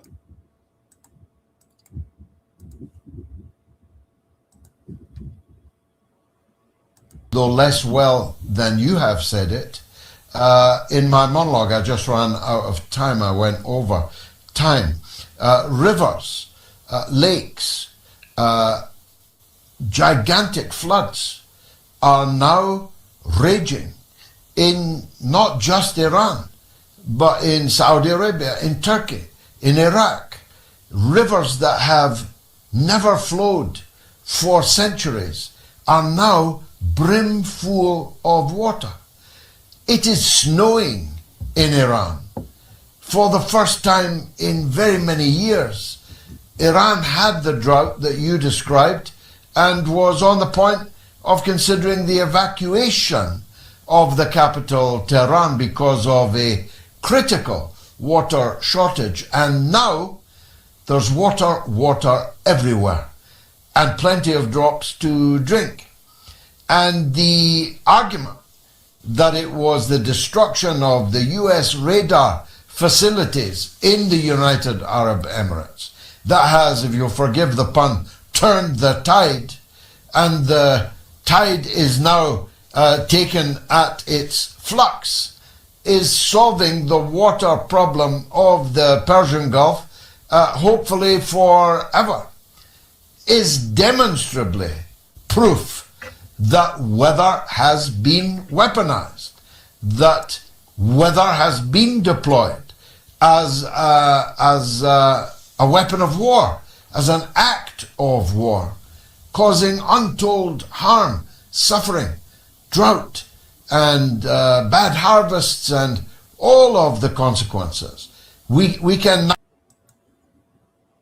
Better believe it, and they're using those same weather warfare weapons here domestically against the American people. Better believe it. What do we got here? This report. Oh, this is a crazy one. Not really, but that they're admitting it's crazy. Sir Christian Turner, UK's ambassador to Washington, told a group of UK students in February that he disliked the phrase, quote, special relationship to describe American or Anglo-American ties. And every time I hear that term, it makes me think of Anglo-American establishment, Tragedy and Hope, Carol Quigley. Everybody should look into that, the true story, the true history, right?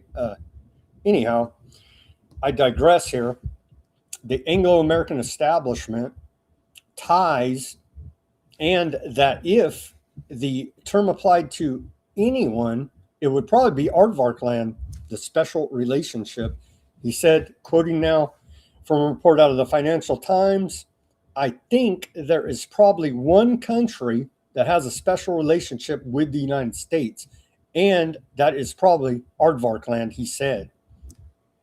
And there's audio recording as well of it. It's kind of grainy, but yeah. So UK knows what time it is, who has a special relationship, but they do as well, because we're all part of the Anglo-American establishment, you see. But a candid telling there from UK ambassador. Meme of the day out of the Department of War. Very dystopic, as it should be. I don't even know what do you make of this, right? They're redacting these guys, their faces, like it's just a whole lot of madness on top of there's all kind of symbolism in this thing. It says, never be ashamed of who you are, patriot. Embrace our legacy, dominate technology, defend our homeland. All for don't forget, every war is banker's war, and war's a racket, i.e. Smedley Butler. Google authorizes the U.S. War Department to use AI tools in classified environments, accelerating the Pentagon's push to embed AI in its operations following OpenAI and XAI signing similar agreements in recent weeks. And so they're cranking up Skynet essentially here now at the Pentagon and the Department of War. Oh, so yeah, also part of the PSYOP known as the conspiracy to assassinate the president. Also part of that is, well, they're going to get rid of our Fourth Amendment because Trump says, spy on me, bro, because anything for security, right, directly against our natural rights, against sense, any common sense, after he bitched and complained about it for all those years. And it was wrong that they did spy on Trump and his campaign and got all kind of people in trouble for the cooked up Russia hoax, right? But he wants to turn that power now on you and me, Joe Blow citizen, and spy on us with no warrant. And so part of that, they're trying to get all kind of things done with the PSYOP assassination attempt. Build the ballroom with a bunker underneath and God knows what else. Have it taxpayer funded. Rand Paul, I saw the great libertarian Rand Paul, don't you know, he's bragging that he's going to bring forth legislation in the Senate to go ahead and have taxpayers fund the BAL room, ballroom, right? The bunker and whatever, probably child trafficking tunnels. And God only knows what else they're going to do under there. Have a big Lindsey Graham type party, if you know what I mean. Wink, wink, queen party over there. And all the other debauchery that comes along with being part of the crime syndicate known as the U.S. federal government. They're going to get rid of our Fourth Amendment. They want to get rid of our First Amendment here. Now, here's a great conservative, Mr. Antiseptic himself, Mark Levin. Never saw a American soldier he didn't want to send off to go die in an illegal foreign war of aggression. Here's he calling for to go ahead and end your First Amendment. And he's a big liberty guy, obviously. First time things like this have happened, but it really is problematic because so much of it is protected. And you heard people say, don't you believe in the First Amendment? They don't even know what the First Amendment believes. Do you want to deplatform people? You know, the libs do that. I don't have any problem with deplatforming Nazis or jihadis. I don't have any problem with deplatforming them. What does that mean, deplatforming them? A government law? No.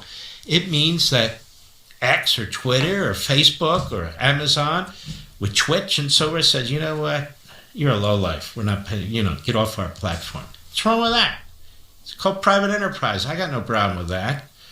I mean, what if they have this horrific pornography on it? Is that okay? No, it's not okay. What if they have a bunch of drug... And aardvarks are behind the production of everything he's talking about, but continuing. Drug addicts, shooting up all the time. Is that okay? No, that's not okay.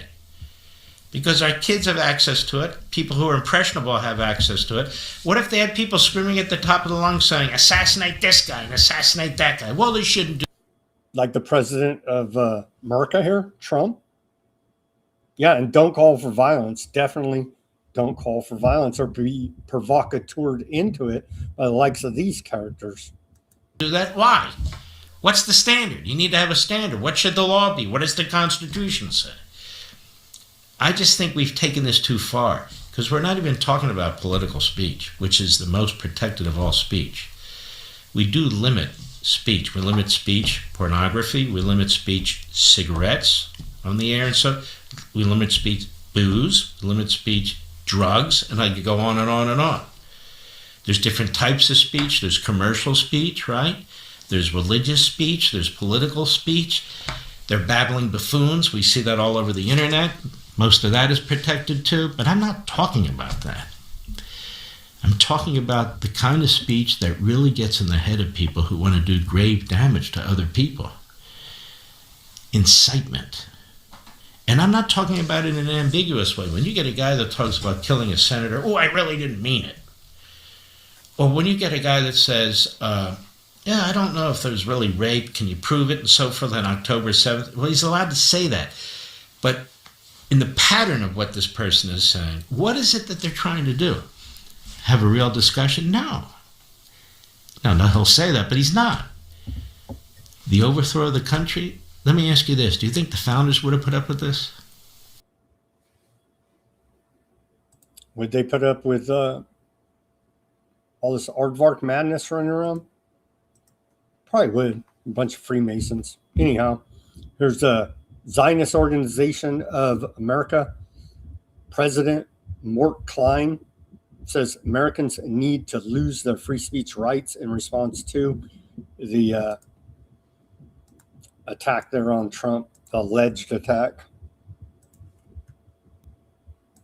We have a big problem with people on the left and even Democrats making outrageous statements against Trump, which inspires and essentially legitimizes harming Trump and his administration. They call Trump a war criminal. They said he's committing genocide in the Middle East. They say this is an unnecessary war, a racist, a rapist. They're going to impeach him. And listen to what Representative Jeffries said. Hakeem Jeffries, the minority leader in the Senate, said this is an era of maximum warfare everywhere, all the time. He's promoting this type of vile action. And in New York City, our biggest city, Mamdani, has refused to publicly condemn, to globalize the murder of Jews. Their constant protests screaming, globalize the murder of Jews. And when asked repeatedly, he refused to condemn it. So it is the rhetoric and the actions by people on the left, by people who hate Trump, that is inspiring these types of actions, and it has to stop. And we have to stop, condemn anyone who calls for terrorism or murder. Do you know, outside of this Washington Hilton, there were protest signs saying, death to tyrants, death to all of them. Mm-hmm. We cannot allow such signs. The First Amendment's one thing, but this is inspiring murder and terrorism. That has to stop. Didn't the founding fathers say death to tyrants? Pretty sure they did, or to paraphrase them, something like that. But again, don't threaten these people. Don't play their game.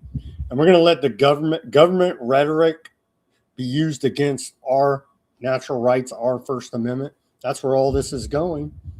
That's where all this is going.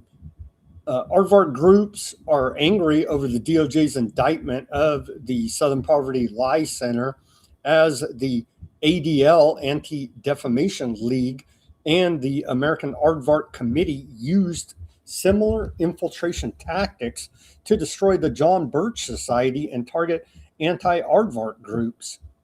Internal ADL documents shared with aardvark historian Matthew Dellek revealed that the ADL, using surreptitious and in some cases underhanded means, ran an extensive multi-dimensional counterintelligence operation complete with undercover agents and code names to take down the John Birch Society, the Aardvark Telegraph Agency reported in 2023.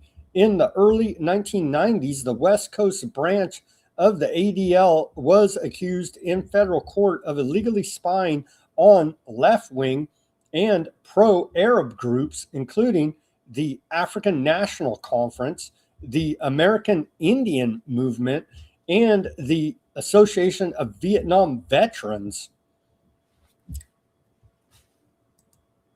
And that's a report out of Information Liberation, Chris Meehan, who's doing a great job documenting the Aardvark land conspiracy here now. Oh, there's no conspiracy. They're just, doing all this type of stuff. So there you go. There you go there. And they don't discriminate. They went after right-wingers and left-wingers, because anybody criticizing their evil, they got to go after. And then here's a old Greenblatt ADL head telling us that they're not anti-defamation league. It's only against aardvarks, you see.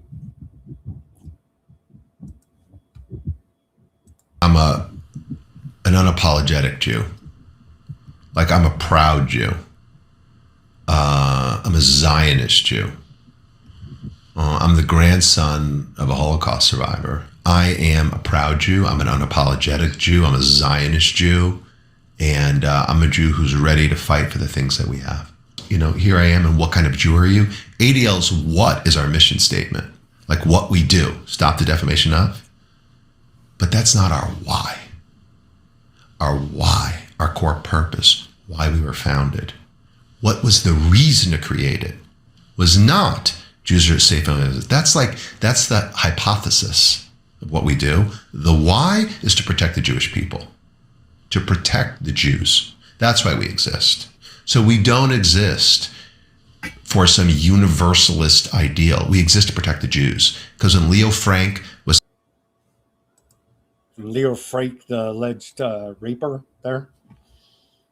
But yeah, there you go. And so he suggested also that aardvarks drop support for, quote, liberalism and open societies because aardvarks are viewed as privileged oppressors under intersectionalism. And I don't know, there's a bunch of all these different other aardvark groups that are not Zionists that oppose them as well. So I guess they're all anti-Septic as well. And so the terror campaign continues there in Lebanon. Here's a shadow president of Merca, Bibi, who the most corrupt man in the world. Every time he has a court appearance for his corruption trial there in Aardvark land, there's a security issue and he just can't seem to make it. Or he bombs Lebanon or Gaza or Iran or Syria, name a place. So he said today, we blew up a massive Hezbollah terror tunnel.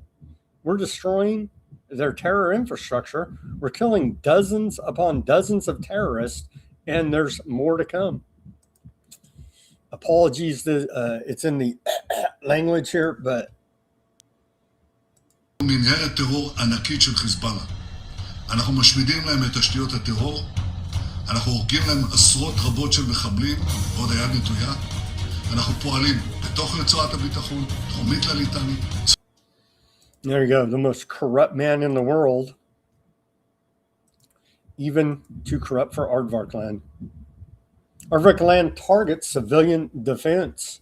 Lebanese army in strike on Zoom. 3 Lebanese civilian defense first responders were killed in an Aardvark land airstrike while they were carrying out a rescue mission in Zoom, a town in southern Lebanon. Southern Lebanon's Tyre district near the Aardvark land border.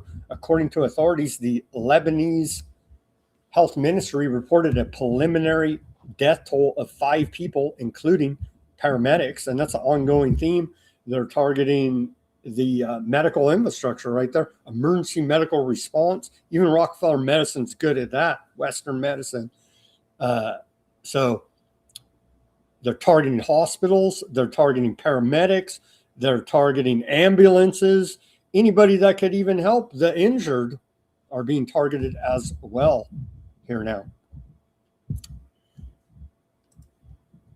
Aardvark land airstrikes there on the marsh area killed 1 person and wounded 15, including 5 children and 5 women, according to Lebanon's national news agency. The toll remains preliminary as they're still trying to sort out the bodies there.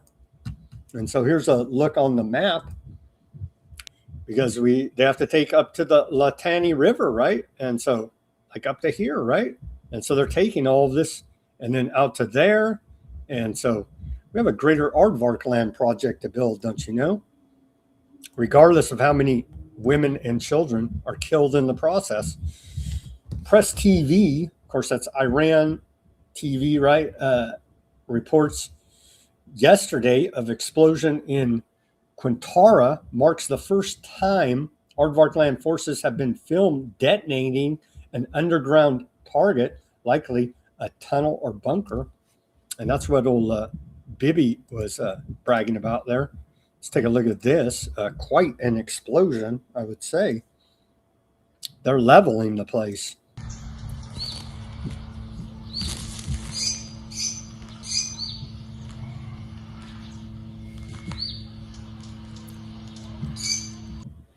Trust me, they're terrorists, bro.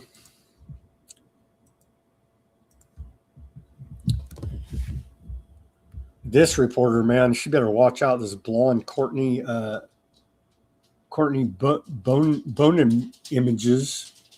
Bone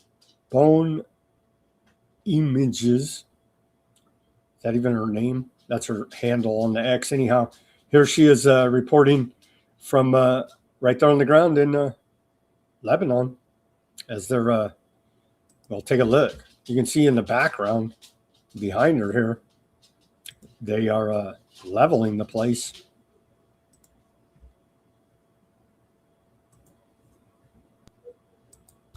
Hi, I'm reporting to you from the town of Tibnin. I don't know if you can hear the Israeli Air Force flying over us right now, and a drone. But about an hour ago, the town was bombed after an illegal forced displacement order from the Israeli army.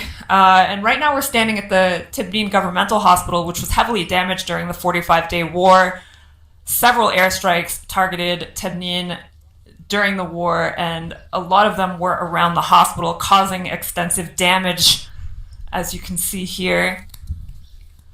And during the war, this was one of the governmental hospitals in South Lebanon. They received most of the dead and injured here.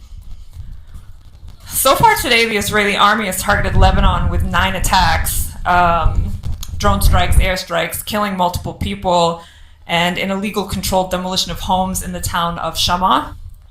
A rundown of yesterday's attacks. The Israeli army targeted Lebanon more than 30 times yesterday with various types of attacks, killing 4 people and injuring more than 50, including children. Right now, we're approximately 8 kilometers from the town of Bitchute, which is currently occupied by the Israeli army while they carry out controlled demolitions of the entire town, civilian infrastructure, civilian homes. So it's just kind of over the hill over there. You may have seen the horrific, satellite imagery that came out in the last couple of days of the town of Bitchute, the before and after. Every incident that I've mentioned in this report is a war crime, and American tax dollars are paying for it.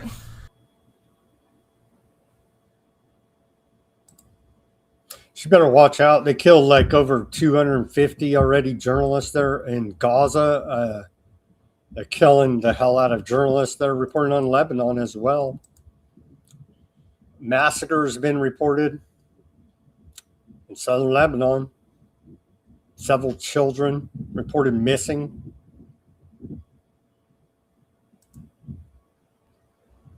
There you go, leveling the place.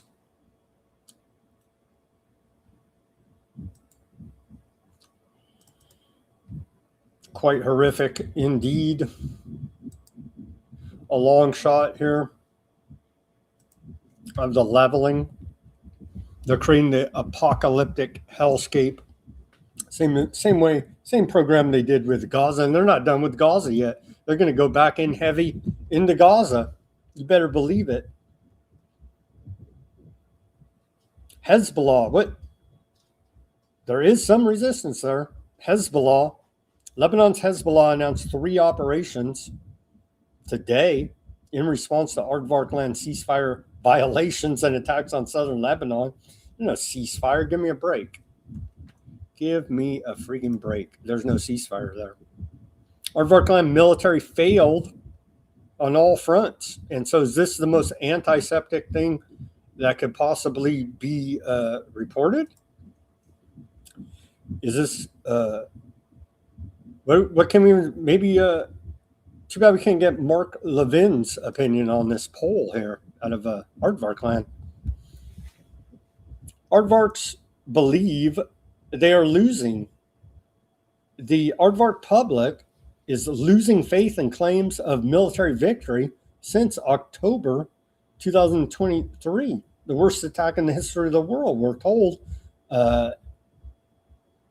with a stand-down order And they carried out the Hannibal doctrine, murdering their own people there.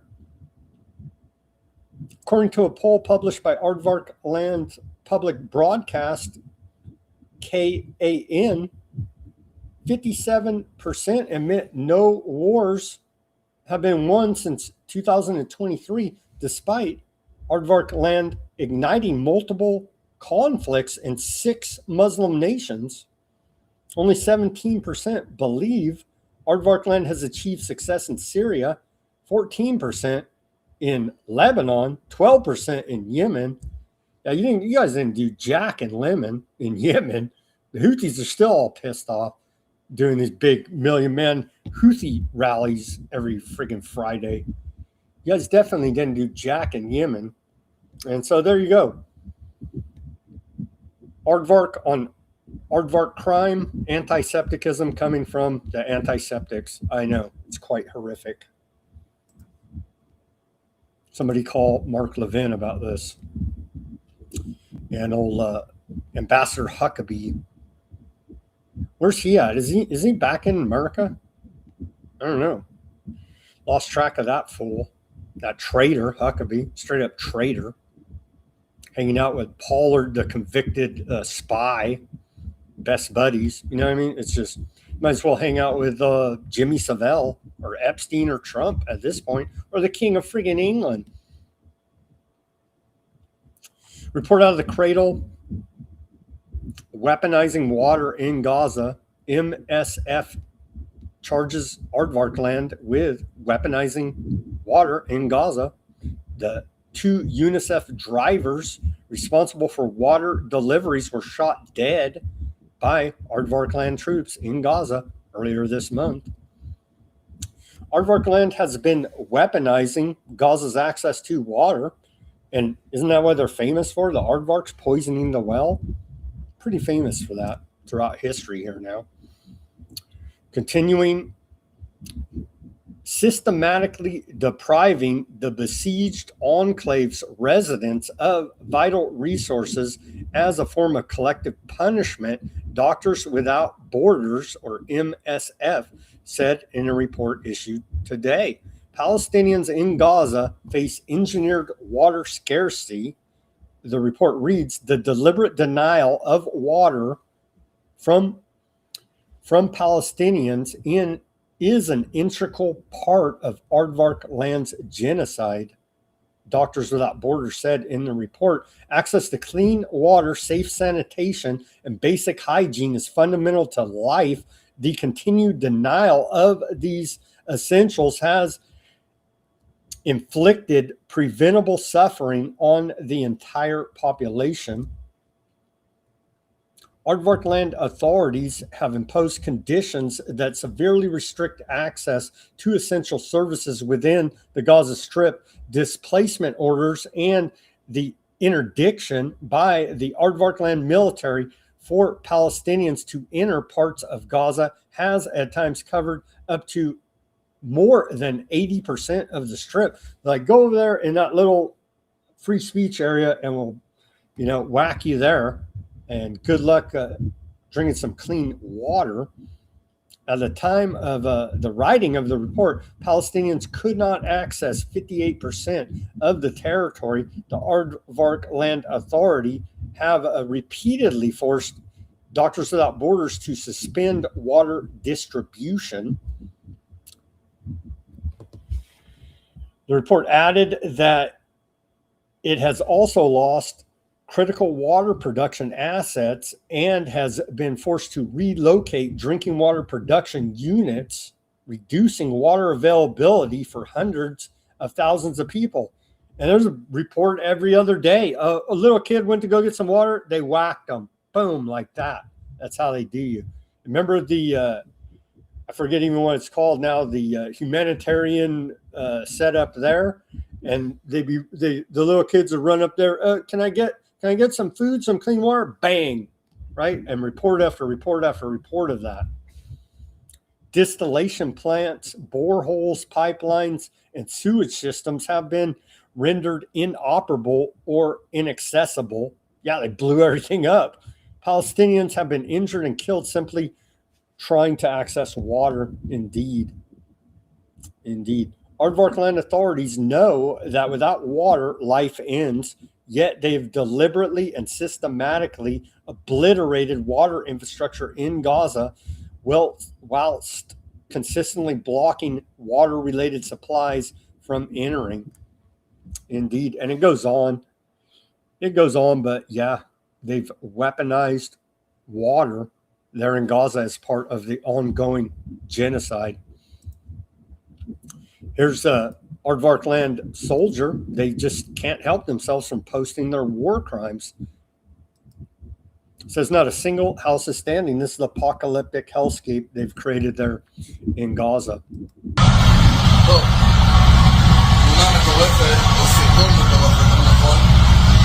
מבית חנון, אני עומד על הדובים, השמש, השקיעה, לצד כל החורבות של בית חנון, כל ההריסות. והדובים אנחנו בידינו.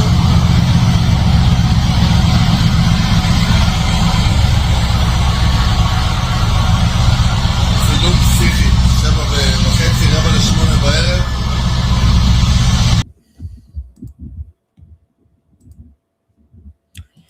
They leveled the place, and they're doing the same to southern Lebanon.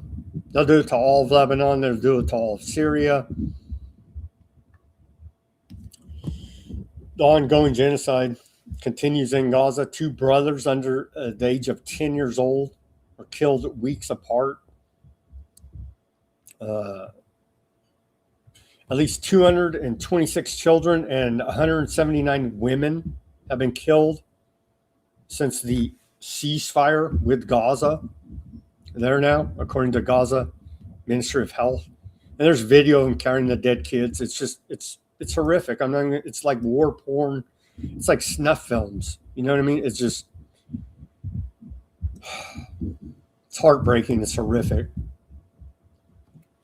Aardvark land strike on civilian vehicle there in western Gaza kills 4. And this is all like in the last 24 hours. Can we play this clip? I guess. Here's the vehicle. We'll just show you that. Ongoing whacking their vehicles, right? There you go.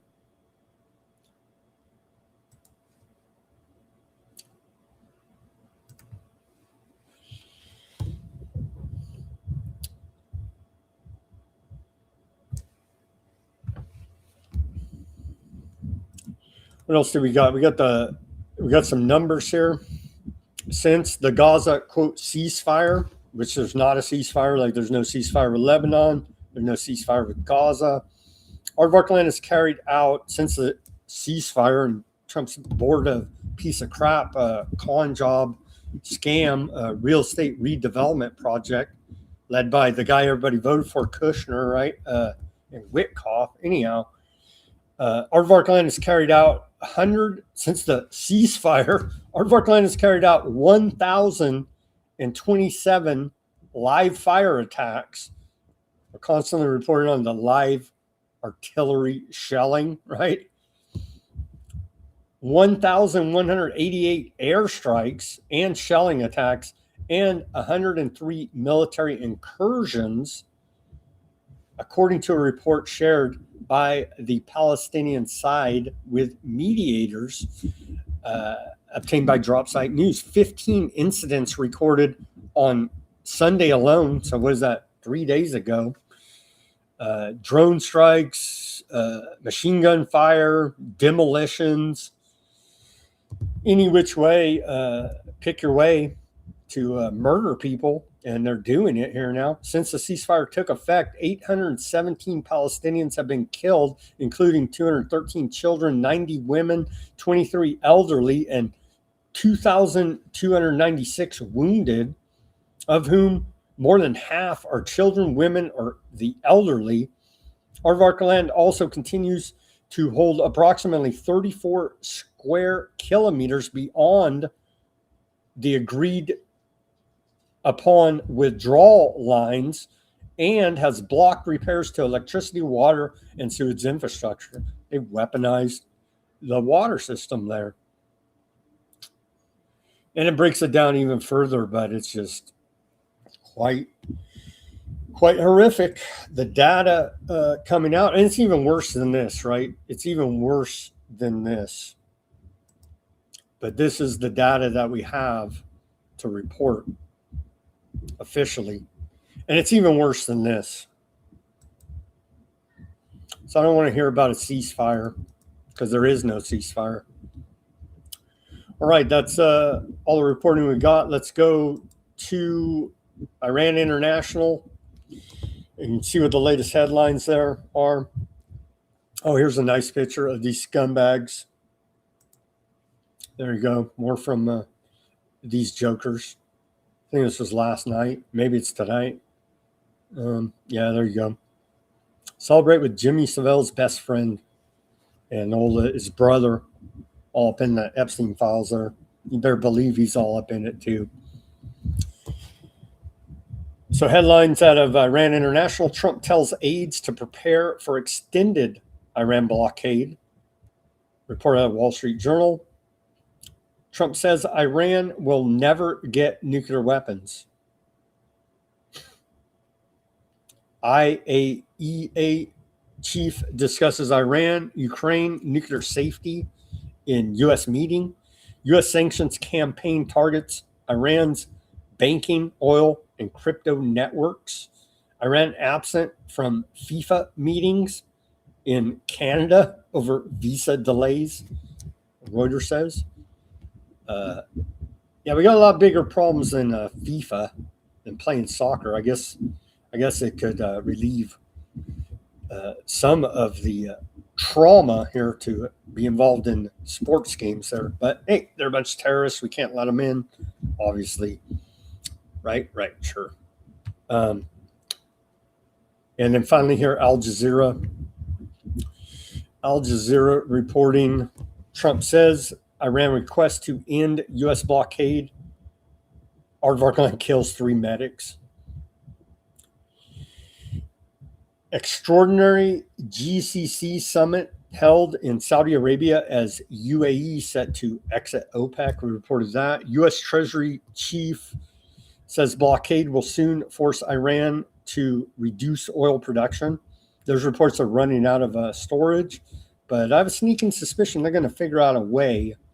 They're going to figure out a way to go ahead and unload that black gold. Amnesty International slams Aardvarkland's destruction of solar panels in southern Lebanon. Where's all environmentalists screaming about the insane damage to the environment there? You know what I mean? That all this war's doing. And that's about all we got tonight for you. After 60 days of war in Iran, does U.S. Congress want to say? They don't. They don't want to take any responsibility for anything. We shall see if they will do their constitutional duty. I have serious doubts here now. Call me skeptical and cynical. All right, friends, that's all the reporting we got for today.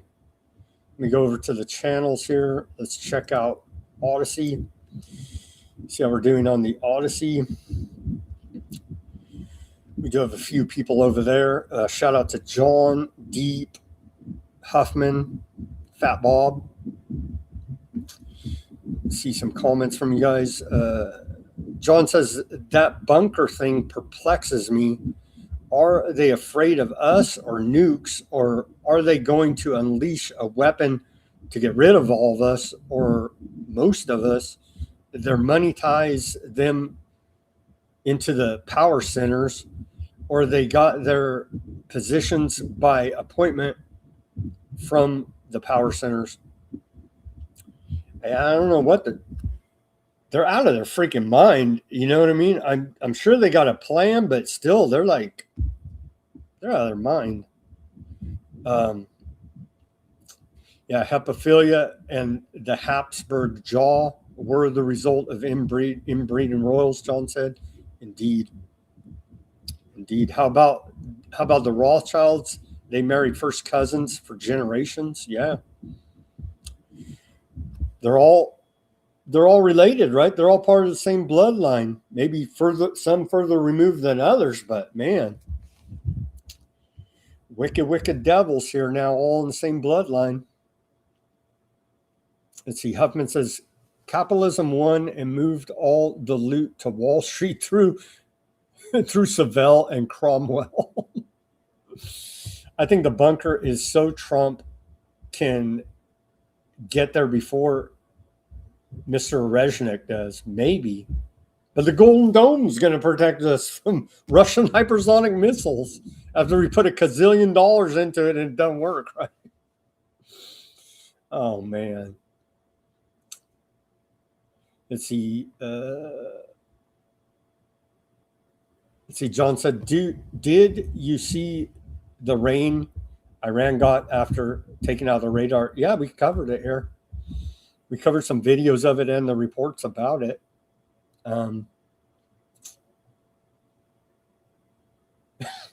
That Bob said, looks like some Gary McFarland jazz LP cover. Tragedy and Hope 101 for a more digestible version, Huffman says. I agree. The Tragedy and Hope by Carol Quigley is extremely dry reading and extremely academic reading and extremely hard to get through, honestly. And it's like over 1,000 pages right out of it over here on my bookshelf.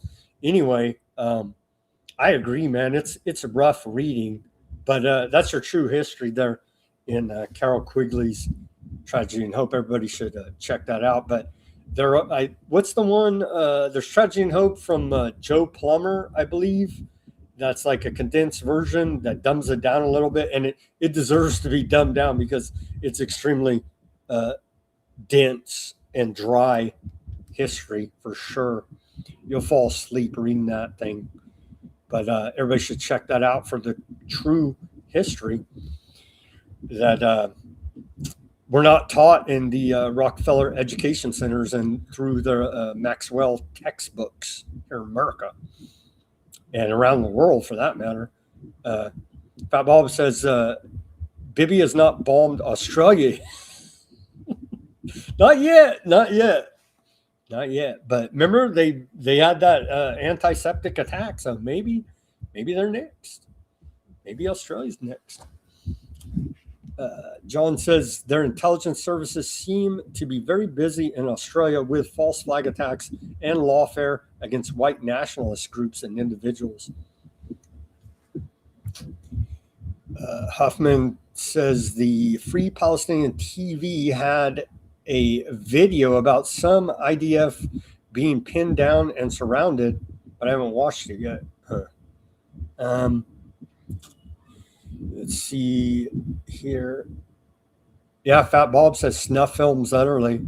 Yeah, it really is, man, when you think about it. And some of the first stuff when they went in heavy into Gaza, it was just, I couldn't show it, right?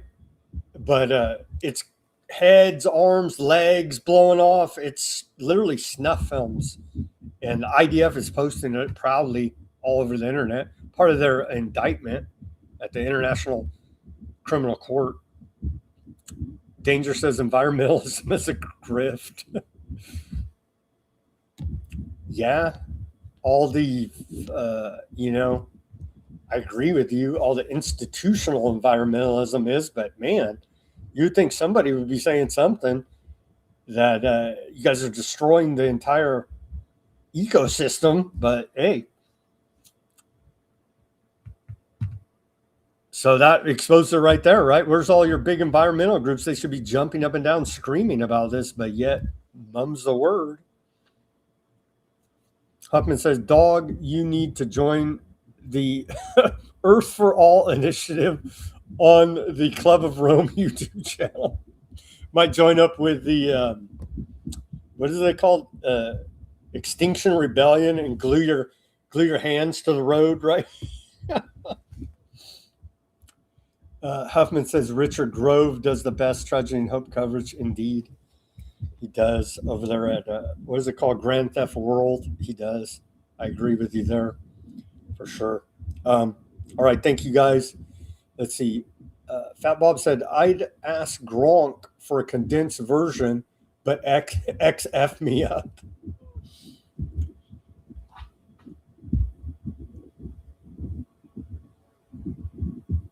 Yeah, Danger said, I mean, the institutional stuff, but if it was real, it would be good.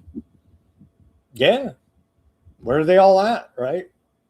Where are they all at yelling about this? A little here and there, but not enough. Not enough to make a difference. All right. Thank you guys for tuning in on the Odysee, keeping that chat lively as usual. Thank you for tuning in on X, Twitch, Kick, Facebook, Bitchute. I don't know if I tried to live stream on Substack, but I don't know if it works. Anyhow, if we didn't live stream on Substack, then I will definitely be posting it as per usual and all the links. Let me go over to YouTube and Rumble chat here. Shout out to Mac. Mac has I see you posting, Mac, on the Substack. And so if you have anything you want me to share on the show here, Mac, let me know, and I'll share some of your work that I see you posting on the Substack. He said Francesca Albanese came out with a book today. I'll have to check that out. I'll have to check out her book. I think she said it all in her reports. You know what I mean? That got her sanctioned. That got her on the bad list.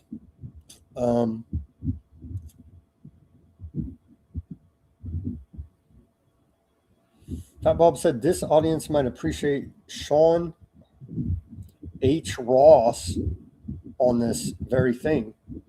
I don't even know who that is. See, Fat Bob knows this. He does a lot of research out there. Let me write that one down. Sean H. Ross. I'll have to check that out. Fat Bob, thank you for that tip.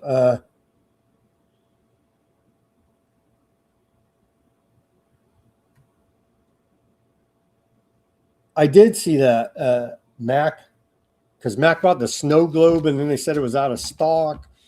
And I'm gonna sort that out. I'm gonna have to sort that out, Mac. Because we're already in May almost here now, right? Let's see. Ruckus says, I wonder if the king saw any no king signs. Awkward. Max says, I wonder if Huey Long was Masons. I don't know. Masonry may be free, but it'll cost you. Indeed. Day and night for it. Do Masonry have a history with cinema? But yeah.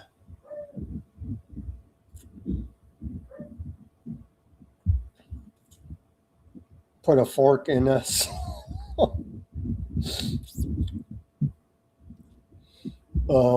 Chloe says, if you hate it that bad, Sam, stop reporting it.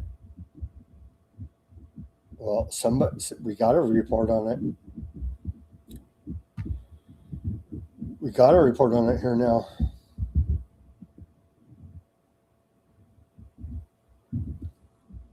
Snow says they worship an evil Sumerian deity who hates people. That's what all the ball stuff is.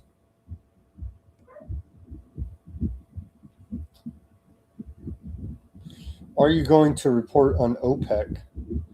Yeah, I did. You guys got a little bit ahead of the game there, but yeah. In America, most Bible thumpers are mentally ill, Terry said. Yeah, I'd probably have to agree with you there. In my experience, sadly enough.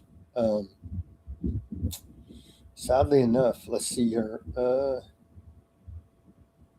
Let's say Democrat had Mike on the YouTube.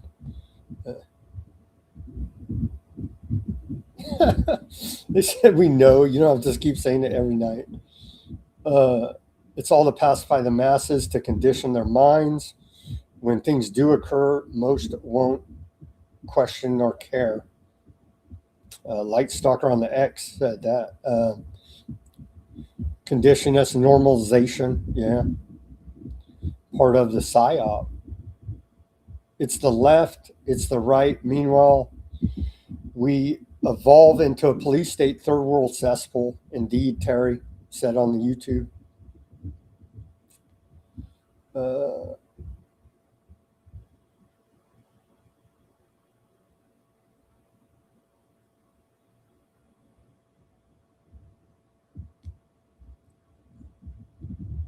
Light Stalker on the X, they're all in on the NWO together.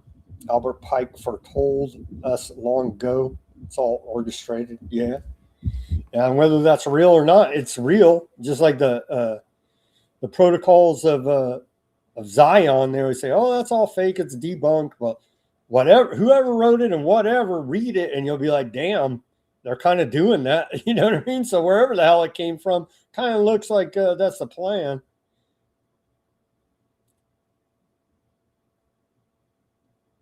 I did report on OPEC.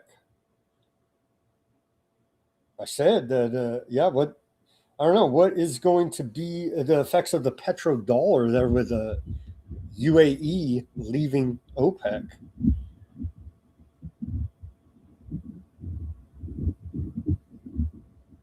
And I won't report on it because it will make Trump look good. Nothing can make Trump look good at this point. But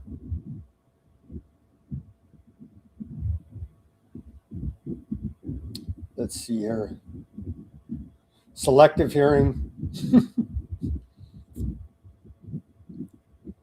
Roe takes APAC money. D on YouTube said.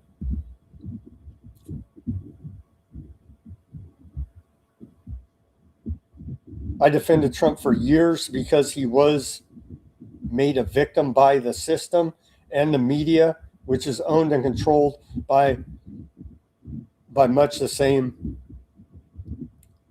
Zog and other Pleasures Daily. Yeah, Denver said. I hear you, Denver. They pulled a job with Trump, right? I hear you. They're like, the whole system's against this guy, right? But he lost me at Operation Warp Speed. Somebody else said that, I forget what it was, some other thing. They lost them, but yeah, he lost me at Operation Warp Speed, and yeah. And then you look into it further, and you see the Aardvark connection, and you look into it further. His one of his mentors is Roy Cohen, and it goes on and on and on with the corruption of Trump there. But yeah, I hear you, Denver. Because how could he be part of it if the whole system's against him, right? Because he's that hero that we needed and told the American people all the correct rhetoric, right? Because he diagnosed the problems correctly, but then went about, we see where we are today.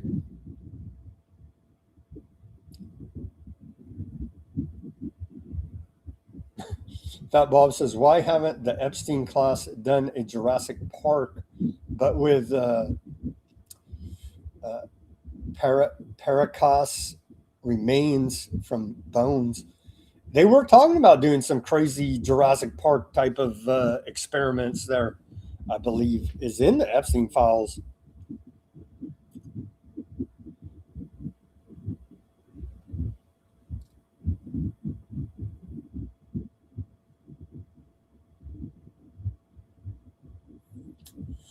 Bob said, what do you think Nazi translates into? Utter and complete madness. No one is spared.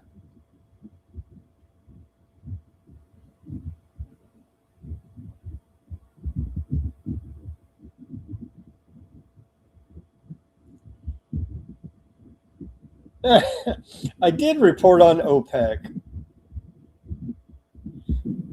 Chloe wants me to report on OPEC. I'll take a hard look at it and do a more detailed report because it does seem pretty significant there. Yeah,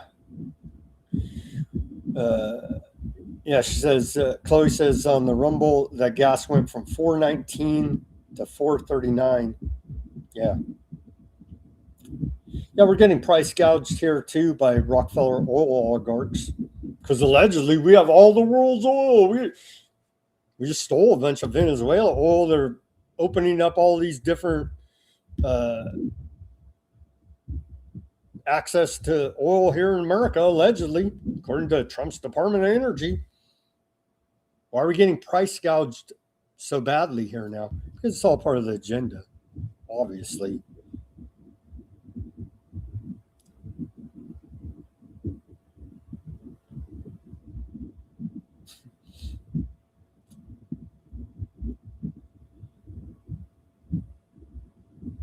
Like, is this some trailer to some new Chris Evans Captain America movie? The good, bad, and ugly, Fat Bob says. It's cold-blooded murder. Yeah. Talking about the extrajudicial assassinations. Bardo said, I don't have TDS. I voted for him 3 times. I voted... I admit I voted for Trump twice, not this last time, but in 16 and 2020, we didn't have any choice. And that's exactly what they want, is you don't have a choice. You want Hillary or Biden or Trump. What a choice. Might as well put up George Bush and John Kerry, 2 skull and bones, man. They put up 2 cousins, right?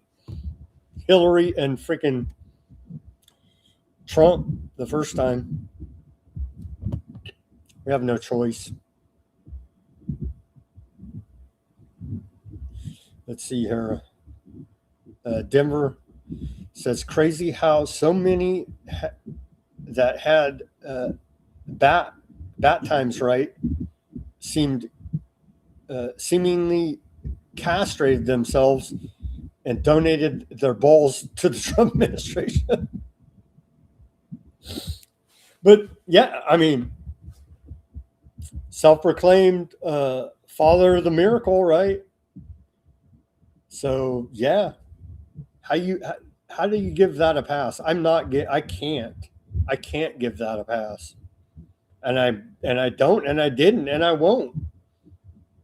You know what I mean? Levin is basically a turd that can. Denver says. Cigarettes equals speech. Wait a second. I think it's talking about cigarette commercials are banned, but Mort Klein, that's typical Southern Baptist orientated name, right? Sure it is. Sure it is. There you go.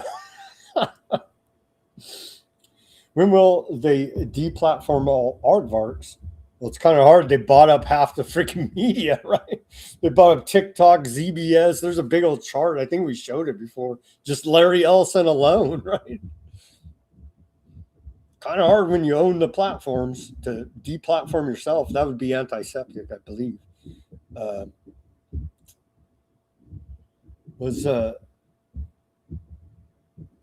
Liliad said my comment disappeared again on the YouTube. I'm on the naughty list. It ain't me doing it. It's not me. I was naughty 33 times today. Trust me, it ain't me, because I'm trying to, produce the show and host the show. So it's definitely not me. No way I could manage the chats as well here. I think Iran will definitely get a nuke or 2 now. They'd be stupid not to, Barto said. Well, yeah. Look what happened to Gaddafi, right? They know. They probably already have nukes. Give me a break. Give me a freaking break. If any of it's even real, right? Or the thermonuclear Holocaust that they sell us. If that's real, I have serious doubts about it. But yeah. And for Chloe, I'm going to take a harder look at this whole UAE leaving OPEC for tomorrow's show and see what else we can report about that. Hey, and if there's anything good about Trump, I'll report it. I just can't see anything good at this point. I just see flailing and just never-ending Orwellian level lying coming out of him at this point. And it's sad, honestly. I want the country to do good, just like Trump allegedly wants the country to do good. But it's just, we can't go forward just this wall of lies and say, well, everything's wonderful. You just don't understand. They're doing all of this secret chess moves. Nah. We can't go forward like this. It's just beyond the pale of ridiculous. And more people are seeing it and calling it out every day. And it's horrible. It's horrible for the country that all this has to go on. When everybody at the end of the day should just, you know what I mean? Say, you government are corrupt. Case closed. We're done. We're not complying. All right, friends. Thank you, everybody, for tuning in on all of the channels. I truly do appreciate it. As always, everybody, do your own research. Peace, love, and freedom. Speak out and take action. Have a great rest of your Tuesday evening. And we'll be back here on Wednesday for more Weaponized News. Hopefully, we can get Ruckus on tomorrow if he's not busy celebrating the king coming to town. Just kidding. So let's pray for peace.